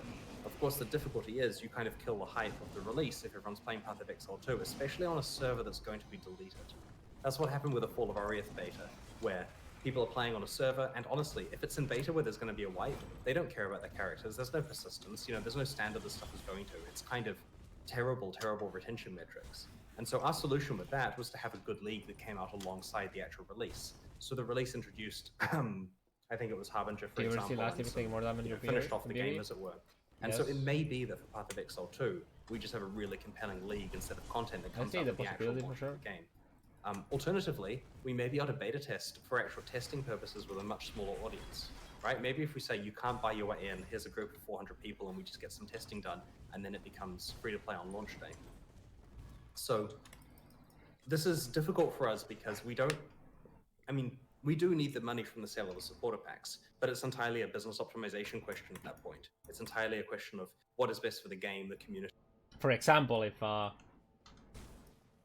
Judge just buys me out, I can see that. Like, I've enjoyed every second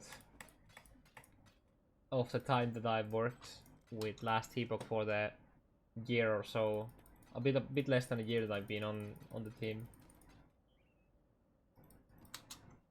I don't know. If Chad comes with, dude, I'm gonna give you 4K a month to come full time, I would probably go with yes in that case. The company, and so on. It's less critical that we sell the support. I would still packs play for POE that as beta a in order you know, to fund the continued development of it, ours, just like because any we're normal not so timing human sensitive being. when that money comes. We still need the revenue, but waiting for the free-to-play revenue over time is potentially acceptable. So to cut a long story short, we have a lot of options for the beta, and we don't know what we're going to be doing there, but we're very, very aware of all of these issues, and I don't want to really burn the players out on the content with a non-formal launch as much as I have done in the past. There are other options, like limiting the beta testing to just like Acts 1 and 2, for example, where you get something small to play, which certainly just is a little bit of a taste of the game. We could do that soon if we needed to, but then that's really far away from the actual release of it. So, I don't know. You tell me, what do you guys want? It's risky, because if you don't have the proper testing on the later content, it ends up potentially having a lot of issues. But at the same time, I feel like there's so much lost in having a big beta for something like this.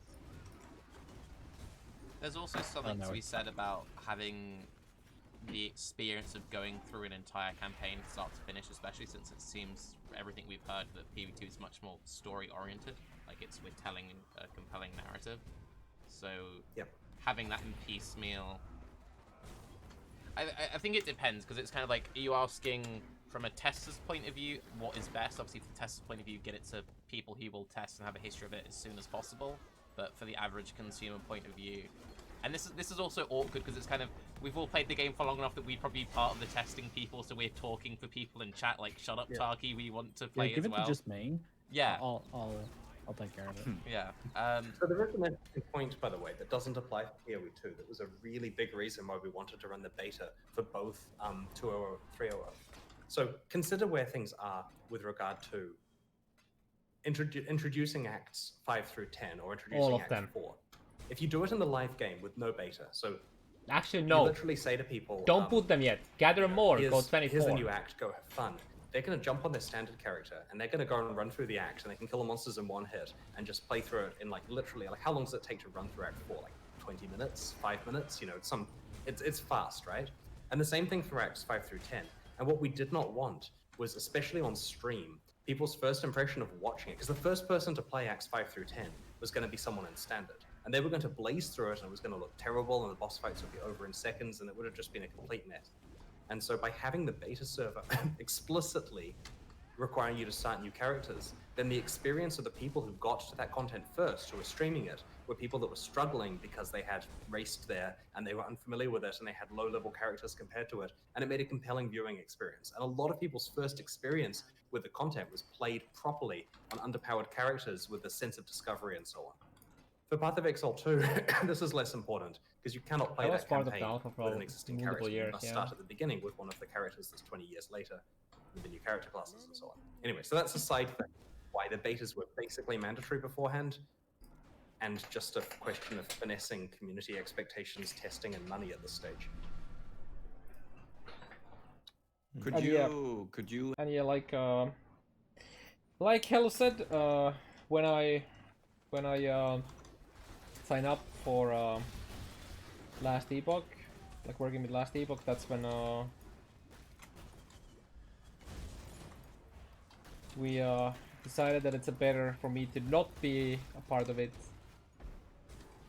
because of conflict of interest. Like, how does it look that someone who's working on a potential competitor and then having access to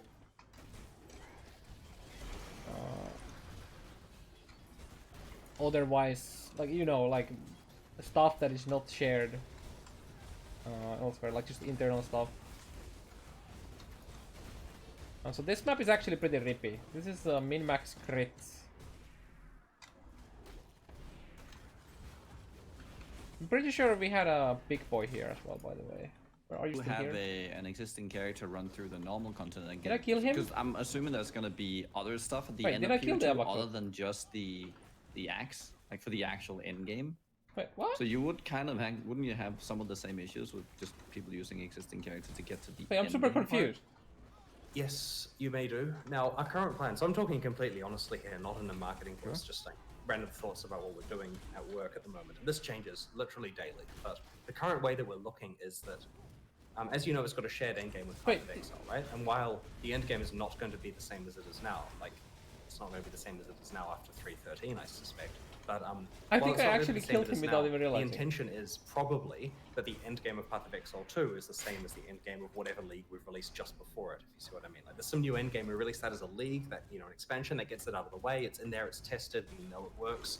Path of Exile 2 comes out and introduces the new storyline content it's and gone. the new systems, like, you know, whatever we do with, whatever crazy stuff we do with the passive tree, whatever we're doing with, you know, all the other systems in the game, what's Pantheon like now, there's a lot of stuff there, right? So it's less important that we change the mapping experience at that release day, because that's a good thing to focus on for the next expansion afterwards, or beforehand, or both potentially. And so you can think of, it's like what happened with 3.0, right? 3.1 was War for the Atlas. The big endgame revamp came one league after the release of 3.0, and 3.0 still had exceptionally good retention because it took people quite a long time to play through all of that content. It was just one league later that we released the map that went with it. So we're considering, in an attempt to get Path of Exile 2 out earlier, to time the release of its endgame component to either be beforehand or afterwards, rather than on the day. Because if we try to make it the best thing in every possible respect on release day, it's going to be more content that's not tested well, more content that's slow to develop, and so on and so on. So anyway, that's just our thinking internally. It may be that we have a lot of endgame stuff that's novel on release day, you know, but that's what we're thinking at the moment. This is a completely out there, just like weird marketing suggestion. Since you kind of want the idea of like you're still selling some kind of supporter packs to help fund PV2 development, so it's not all like backloaded for however many years down the line it is. Yeah. Since you're working on an act by act basis, could you maybe make art books for each act? And then it's kind of like you sell a supporter pack with some art books, and you've done that before, and like that was really cool with 3.0. We got this art book of everything from Oriath. Like, I would buy a supporter pack which gave loads of cool art for Act 1, which funds Act 2 development, and then I buy Act 2 stuff for Act 3, and so on and so forth. And that way you kind of get to sell sneak peeks to future stuff without actually ruining everything of you've played Act 1 in a vacuum. So. Yeah, we could. Saying the final goodbye to Peon. It appeals to some players a lot, Yep. and some players don't care, I suspect. But I like the idea of tying in packs. I honestly feel we could put more work into interesting supporter packs, to be honest. Like, you know, it's one of those things that we've kind of got a bit of a formula for it at the moment, and while that's good value for the players in terms of the micros they get and the We go merchandise check and if it's so a on, boss. we certainly could mix it up with more interesting stuff, I suspect. I don't know. Especially for Battle Exile 2. I just, because I'm surrounded like loads of little maps and this, that, and the other. It just kind of seems like we've got so much of this stuff. I think that could maybe be a cool way of getting that to people, and because it would still be hype. Like, it would still be really hype getting to see some of the like progression.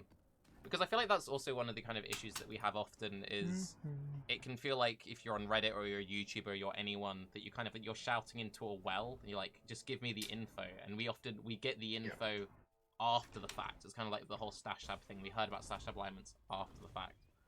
And if we're talking like 2-3 years down the line for PoE2, at some point we're gonna have to see something, because otherwise you're gonna have. I remember how toxic Reddit was like right before 3.0, and everyone's like, the campaign's awful, I hate this, and you're like, oh, by the way, we're like changing everything. So I don't know. But, that was a lot of fun. In fact, those announcements of big things are the best things about being a game developer, by the way. Like watching people's reactions to the. I'm so glad there were no leaks for the 3.0 stuff. Like people's reactions to that trailer. That was It was crazy. good. How That Any was of you so guys crazy, received dude. Sorry, have any of you guys received the game book from the most recent supporter packs? You know, the Lord's Labyrinth one? waiting for Or it had a to chance arrive. play it? No, I want it. Give it to me. I got my copy this week. I'm very pleased. I want to play it. The game book. Yeah, it Yeah, was, the Lord's Labyrinth. it was if It's you all brought like up to the future Judicator supporter pack, I think. So it's still waiting on my one in the I think. post. Oh, I have that. I got that just earlier. It is not Oh. a skippy thing. It's like that thick. Yeah. You know, this was written by Chris Kluwe, like the professional athlete, was one of the authors of this book. Like a community member who loved Path of Exile and had a very successful career as a footballer. I'm not sure. I'm showing my ignorance here, but yeah, he wrote a book. Wow. He's the same guy who wrote the like short stories for each class way back when on the forums, right? Yeah, I believe so. Yeah, He's a they nice were guy. really good. Yeah, it was really good. Yeah, I mean, it had impact, influence from some of our other writing staff as well. Like, you know, there was, I think, Edwin, one of the game's traditional writers, was involved, and a lot of people proofread it and so on. So, yeah, it's a lot of fun, that one. Well, I don't want to keep you on for too long. We've already had you for over 2 hours. Unless there's anything else you'd like to spoil or announce, we'd happily hear more. I'm gonna hear all about this when I look at my email and see the complaints that the members have for various bits and pieces that I've either spoiled correctly or incorrectly. So what did he actually want So, for us the to important email part him? is I managed to get through this without saying the name of the Lex League, so that's great. What didn't you say? Exactly. The name is just gonna be League. One of those names where the single word just tells you how the entire league works in one go. So yeah, Uh-oh. Which single word? Well, in that case, Chris, I'd like to thank you for coming on, and hopefully we can have more of these kind of mid-league designy discussions in the future. thanks. It was a lot of fun. I really enjoyed the questions, and thanks for chat for being awesome as well. All 6,000 of you guys. You're giving them a bit much credit, but they did alright. They were okay. You know what's a fix for search like that? You can in the text here. You have a like slight text version. Of, you can put this on your feet, and then you just search feet. Easy fix. Oh god. Or you do class. You could do class all the time. bullets. They're like, why is That Chris would looking work. to the side? It's to read the chat, and they were happy. And that was good. Well, in that case, I hope you have a nice evening, and I'll catch you later. All right, take care, guys. Thanks so much. See you later, Chris. Yeah. Thanks. See ya. Oh, didn't tell him to go leave. Good job. That's an upgrade. That was a good Baeclast. I'm surprised how I guess non PR it was. I mean, I shouldn't be surprised of that, honestly. Whenever Chris goes somewhere. It was a quite long post. Oh, that was the only thing that was posted on YouTube, but maybe that's gonna be later. But I mean, it's the dev portion that I wanted to have anyways. To, you know, react to myself. Did I speak enough during it? I feel like I kept decent track of the economies, even though I had to go backwards every now and then, but yeah. One thing that kind of left me a bit dumbfounded here is just the chaos recipe tab versus the item weight. Just weird. I'm pretty sure if I could ask the question from him, he could explain the difference here, but you know.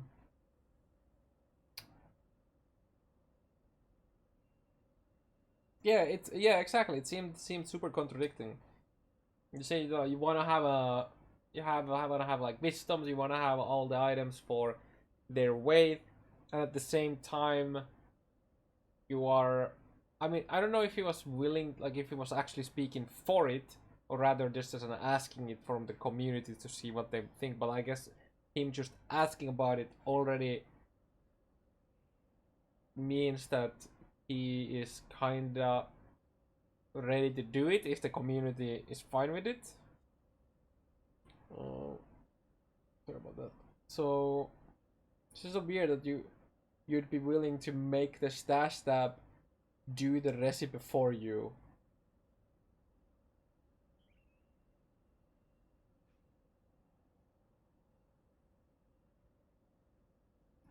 How the last ten sold items and merchants are rebuy. Yeah, honestly, even if you had to buy more, like pay more for them than you got Splinters from, but I don't know how I would do that without spending a year setting up individual buybacks for all of them. Because how you do? Okay, so how would you do it? Let's say that you. I mean, you would basically have to make it so that, for example, alteration shard can split into shards. Like alteration orb can split into shards when you do the buyback. Because when you sell 5 items, each for 4, like, you know, enough alt shards so that they combine into full alteration. Now you don't have those. Let's say that you don't have those alteration shards in your stash, and then you look at the buyback for all of them. So just like, yeah, overcharge. Yeah, but okay, how would you do the overcharging without needing to do like spend half a year on making sure that everything works fine, so that you don't accidentally introduce a infinite loop, like a currency generating shit. For example, there's it's different. Just divine shards, 2 divine. Yeah, but that's a bad example. You need to think about the shards. I mean, if you were to be able to split an alteration into shards, then that would obviously fix it. That doesn't work. I gave you an example where you sell items for shards, and those shards automatically combine into an orb. But if you can't split that orb into shards to buy them back, you can't buy them back because you don't have the shards anymore.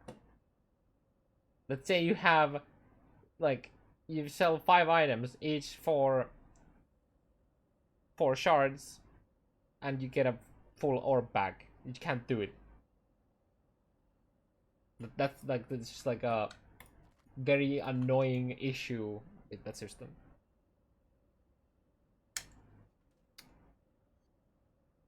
Oh yeah, and like chaos recipe. There's so many things because of the recipes in the game. Get the guy watch of the stream. What do you think of the episode? Good episode. I was a bit. I mean, I was positively surprised how little like PR talk it seemed like, but there's one thing that I'm very confused about, and that's Chris talking about item weight, right? Where, you know, all the IDs and portal scrolls and all that they want you to pick up a lot of items. They want the items to be clunky and annoying and blah blah blah. You know that thing? And half an hour later, him asking the question kinda, at least to me, makes it feel like when he asks it, he's already fine with the implementation, and now that he's asked about the chaos recipe tab, that literally automates an entire mechanic that is the vendor recipe. So you entirely remove the way thing from the items now, from that part. So I'm just like, this sounds a bit of a contradiction. Now, obviously, there's an easy answer to that, and that's money. You know, chaos recipe tab would make you money, but I'm not sure if that's, you know, the reason. So I wonder. I wish I could have asked him what he like.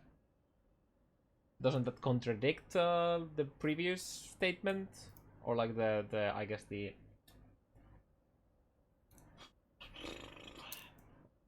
the mindset or like what they think is a core part of the game. Also, I think Octavian was... I don't get to say this often, now to think about it, but I think Octavian completely missed the ball. I don't know how much Chaos Recipe Octavian does, but when Octavian said that that is much like the Essence tab that people give me credit for, I was just like, wait, what? Very different. Very different from turning random trash into the most used currency in the entire game than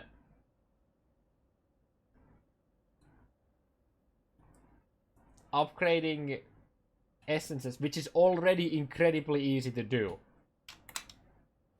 It doesn't take any time to upgrade the entire tab. You can just like click all of them and the entire tab is done. So the upgrade here is very different. Exile chart tab when. Yeah. So I feel like he really missed the ball with that one.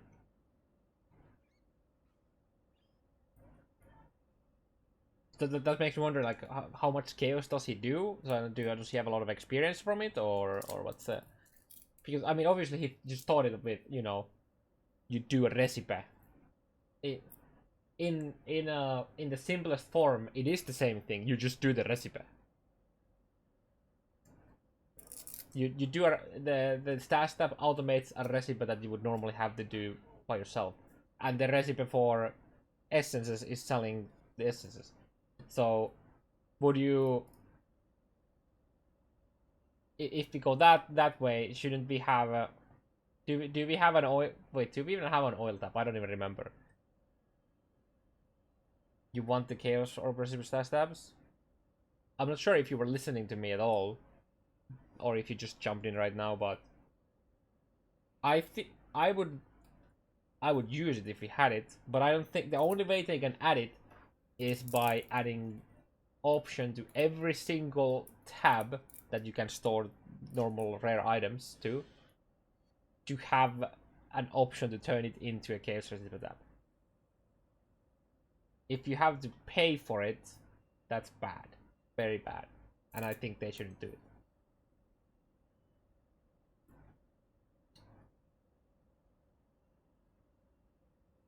Chaos recipe is, I mean, that obviously depends on the value of the chaos in a league, but you can, an efficient character that literally does nothing else but chaos recipe, okay, efficient player that can probably do over 100 chaos an hour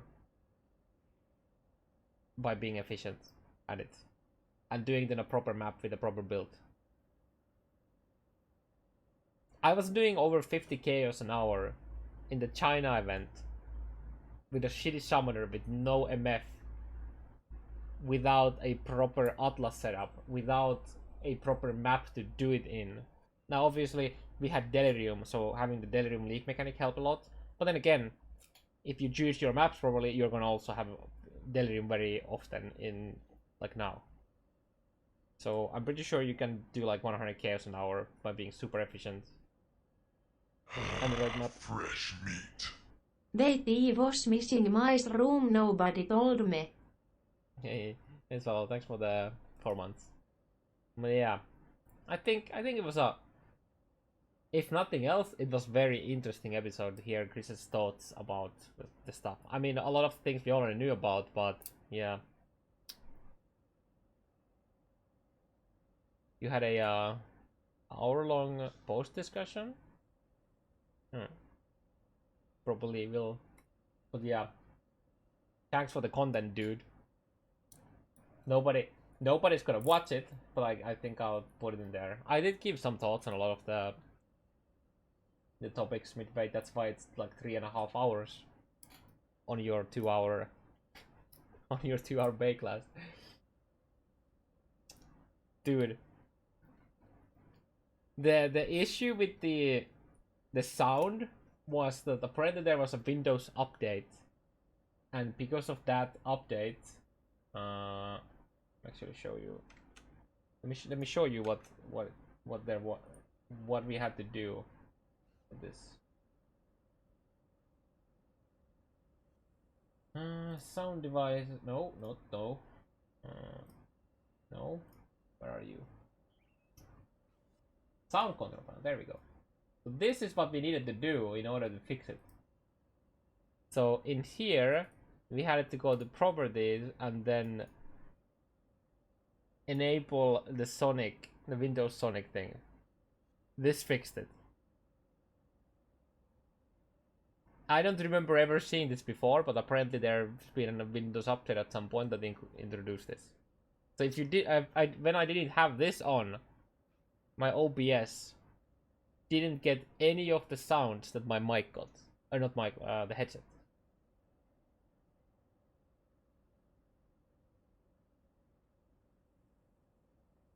Go figure.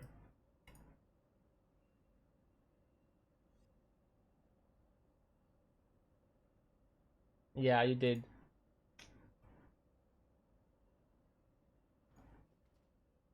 Yeah, it's just singing. I was okay. I shouldn't have been surprised of you memeing on Rice about the Segway thing, but I was. I don't know why, but I was.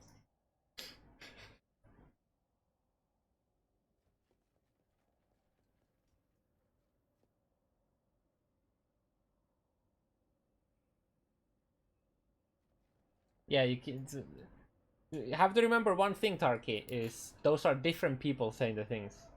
I'm pretty sure if you go back, or for the future, you can save all of those comments, and then the next time around when you're called the other way around, so either you're bitter or a shield, now you compare those. I'm pretty sure those are going to be different people. That's kind of the thing when you have 3,000 plus people in a subreddit. There's a lot of different opinions. So that's just kind of the thing.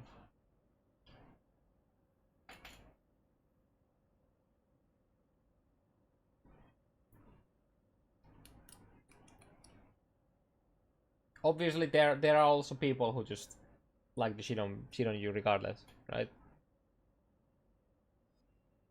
So they didn't say that. They said that's a plan.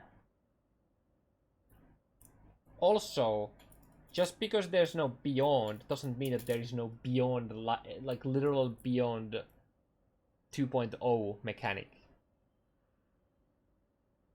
It's very different thing. And people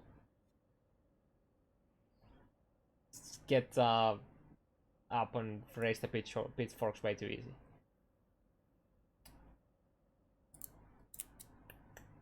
Also, yeah, there's the trolls as well. Yeah.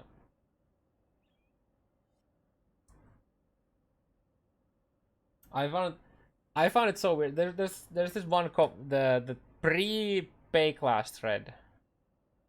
The pre-Baeclast thread, wherever it is, I can find it. Actually, I can probably find it by just searching Nugiyen, like the user Nugiyen.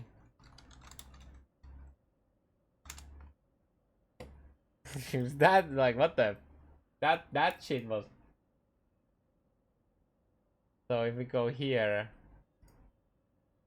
no, not here, the actual thread. So if we go to the thread, the fucking top post. Octavia will be voice free. The Nugiyen will want to nerf crafting because God forbid shit is somewhat accessible, casual and plain. It's kind of, you know, it's kind of weird. This is like literally the opposite.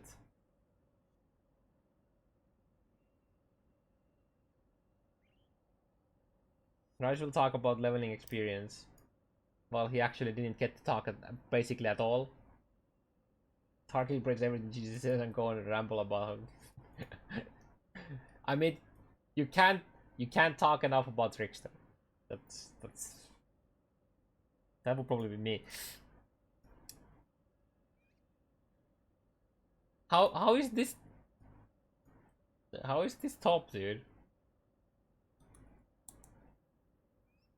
And then Nugiyen with the So for a second when I saw this, I was like, the first time I saw this, I was like, oh shit, that's some edgy shit. Then I saw Nugiyen respond to it, and then I saw his response to Nugi, and I was like, oh yikes, dude. I thought it just tried to be an edgy cunt, but then this here, holy shit. Nugi gives his entire point of view. The guy takes one thing almost entirely out of context, and then uses that to attack his point that didn't even exist. Like it's his little straw man, or like either that or he doesn't know, he has some comprehension issues. It's just like, yeah, I mean, I would have totally gotten pissed off, and I would also. Tarky, do you remember the days whenever you often just searched my account on Reddit for seeing the sassy Karv shit on people without actually shitting on people? That would have totally happened there here if it was mentioned me here. I would have like actually like dig through his oh shit, I should never do that. That was not a good idea. Don't go into someone's post history while the page is on your stream. Don't do that. So I would have totally gone into his post history though, and then see what the other stupid shit would have said. I'm just like, you know, being like super passive aggressive about it, and yeah.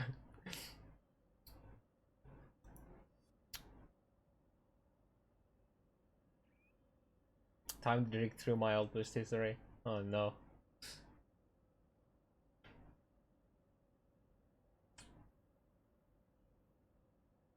Poof.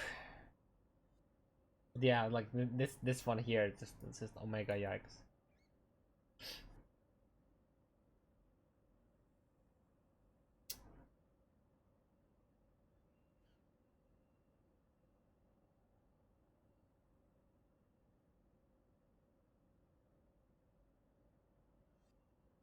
Just to clarify, this is not supposed to blame anyone.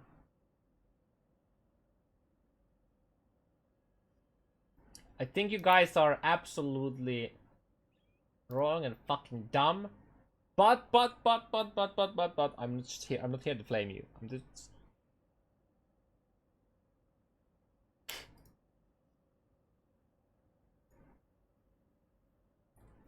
I mean, to be fair, if this was truly his intentions, to not flame, I did feel bad because this, if that's the case, I can relate.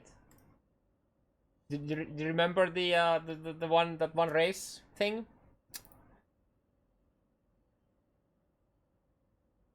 I mean, the thing is, there is disconnect.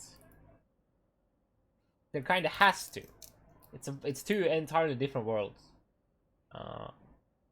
It's also like, what is a normal player, right? So you'd have this like state, what is that? And it's like, I'm expecting this literally saying that because they don't do a full-time job and blah blah blah blah blah. I have a job and get to play 1 hour a day. What my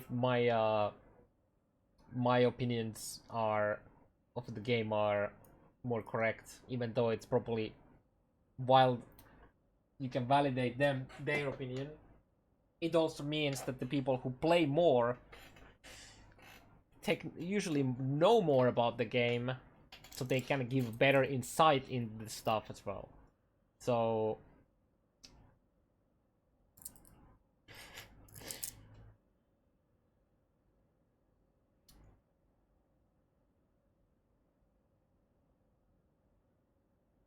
there's a reason why there are people who can do play the game for full time, as a full-time job. And it's not entirely because they are just fucking dumb on screen, and the smarter people are throwing money at clowns. There certainly are some, but it's not this case for everyone.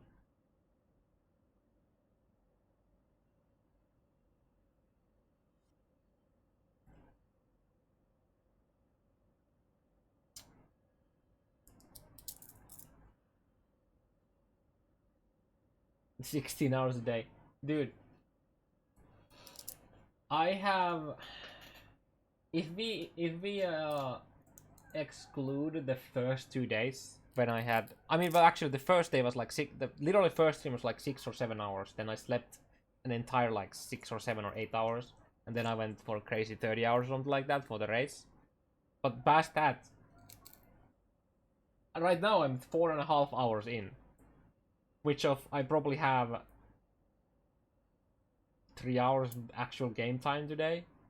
What's my played on this? This character, I've literally slept while this character's been online 3 times. 7 days, 4 hours. Which of at least 20 hours. At least, bare minimum 20 hours. Is me AFK and actually not doing anything in-game. Then again, you have to remember that I did a league restart. Like almost 2 weeks in the league, right? So you can probably, we should probably add another 5 days of play to that, I think, probably, to get proper numbers. Something like that, I would say. Somewhere between 4 to 6 days. I don't know. I would have to go back and see them. But my hours are actually much lower than a lot of people. Obviously, I'm still in the 1% of how many the time invested, but still.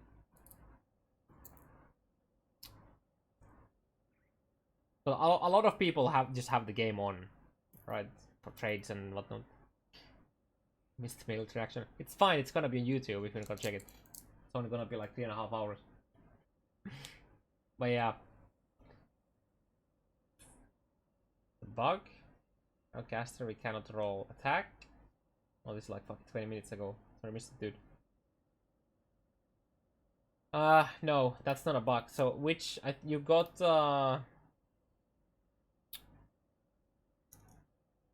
lightning damage to spells and attacks. Guesses, boys. When we take a look at POE DP, that was a shaper mod, right? Yep. I can already tell that specific mod is not gonna have the blue attack tag.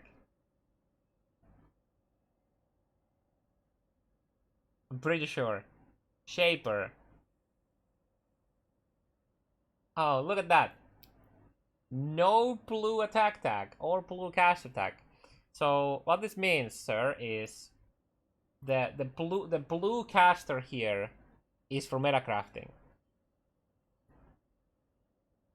So if you do cannot roll caster mods, it would block these, but it won't block these because it doesn't have the blue one. Now, this allows you to do some interesting stuff. For example, you can do cannot roll caster. Let's say that we want to do an ignite scepter or something like that, or just fire dot scepter. So, where are you? Fire damage overtime multiplier doesn't have the meta mod cast attack. So if you do cannot roll caster and cannot roll attack, and then you block gain extra as chaos. Actually, you can't really do that. You have to get this, but so you can basically brute force this in some scenarios because of the missing blue cast attack. So you can do caster augment to bypass the, you know, the caster block, and you can't get all of the other stuff that has the blue cast attack. And honestly, one of the coolest thing about this is convoking ones. So if you have a one mod convoking wand with +1 all spell skill gems, okay, then you do cannot roll caster mods. Now, and then you do caster augment. So every single other caster mod here has the blue caster thing, except for the fire.multi. Chaos.multi doesn't even have a cast attack. So the first Chaos augment will most likely give you fire.multi. But the second caster augment is then a forced +1 minion. Because it doesn't have the blue cast attack. So you can caster augment it, even though you have a cannot roll caster.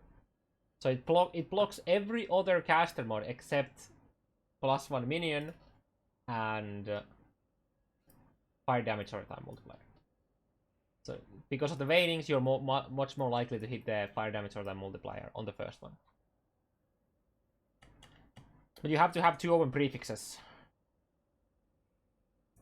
Well, not even, I guess, but because you can, if you hit the first on the first caster augment, you hit this, then you can just remove it with a remove fire, right? And then you do again until you hit it. So you don't even need to have 2 more, but if you have 2 open prefixes, the second one is guaranteed.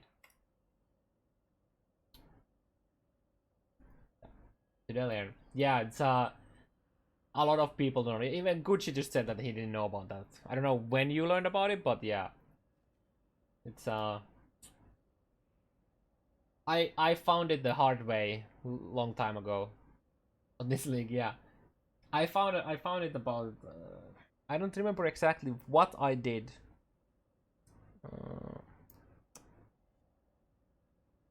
Yeah. Also, another thing that you should be aware of because of this. I mean, I think it doesn't really matter, but there's a lot of essence mods.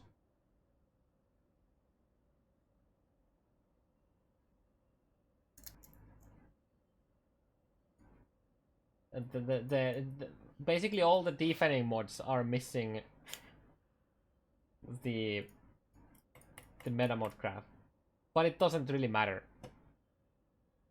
But it's just kind of weird that the small ones don't have it, and then the big boy has.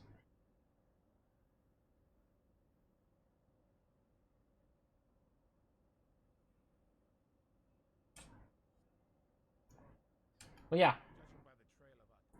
Oops. I was trying to get mana on hit for spells on the ring. Gameplay? No, I think I'm actually gonna go sleep. It's already 1 AM. But yeah, before I take off, the Baeclast was good. I think tomorrow we might check out the post Baeclast thingy.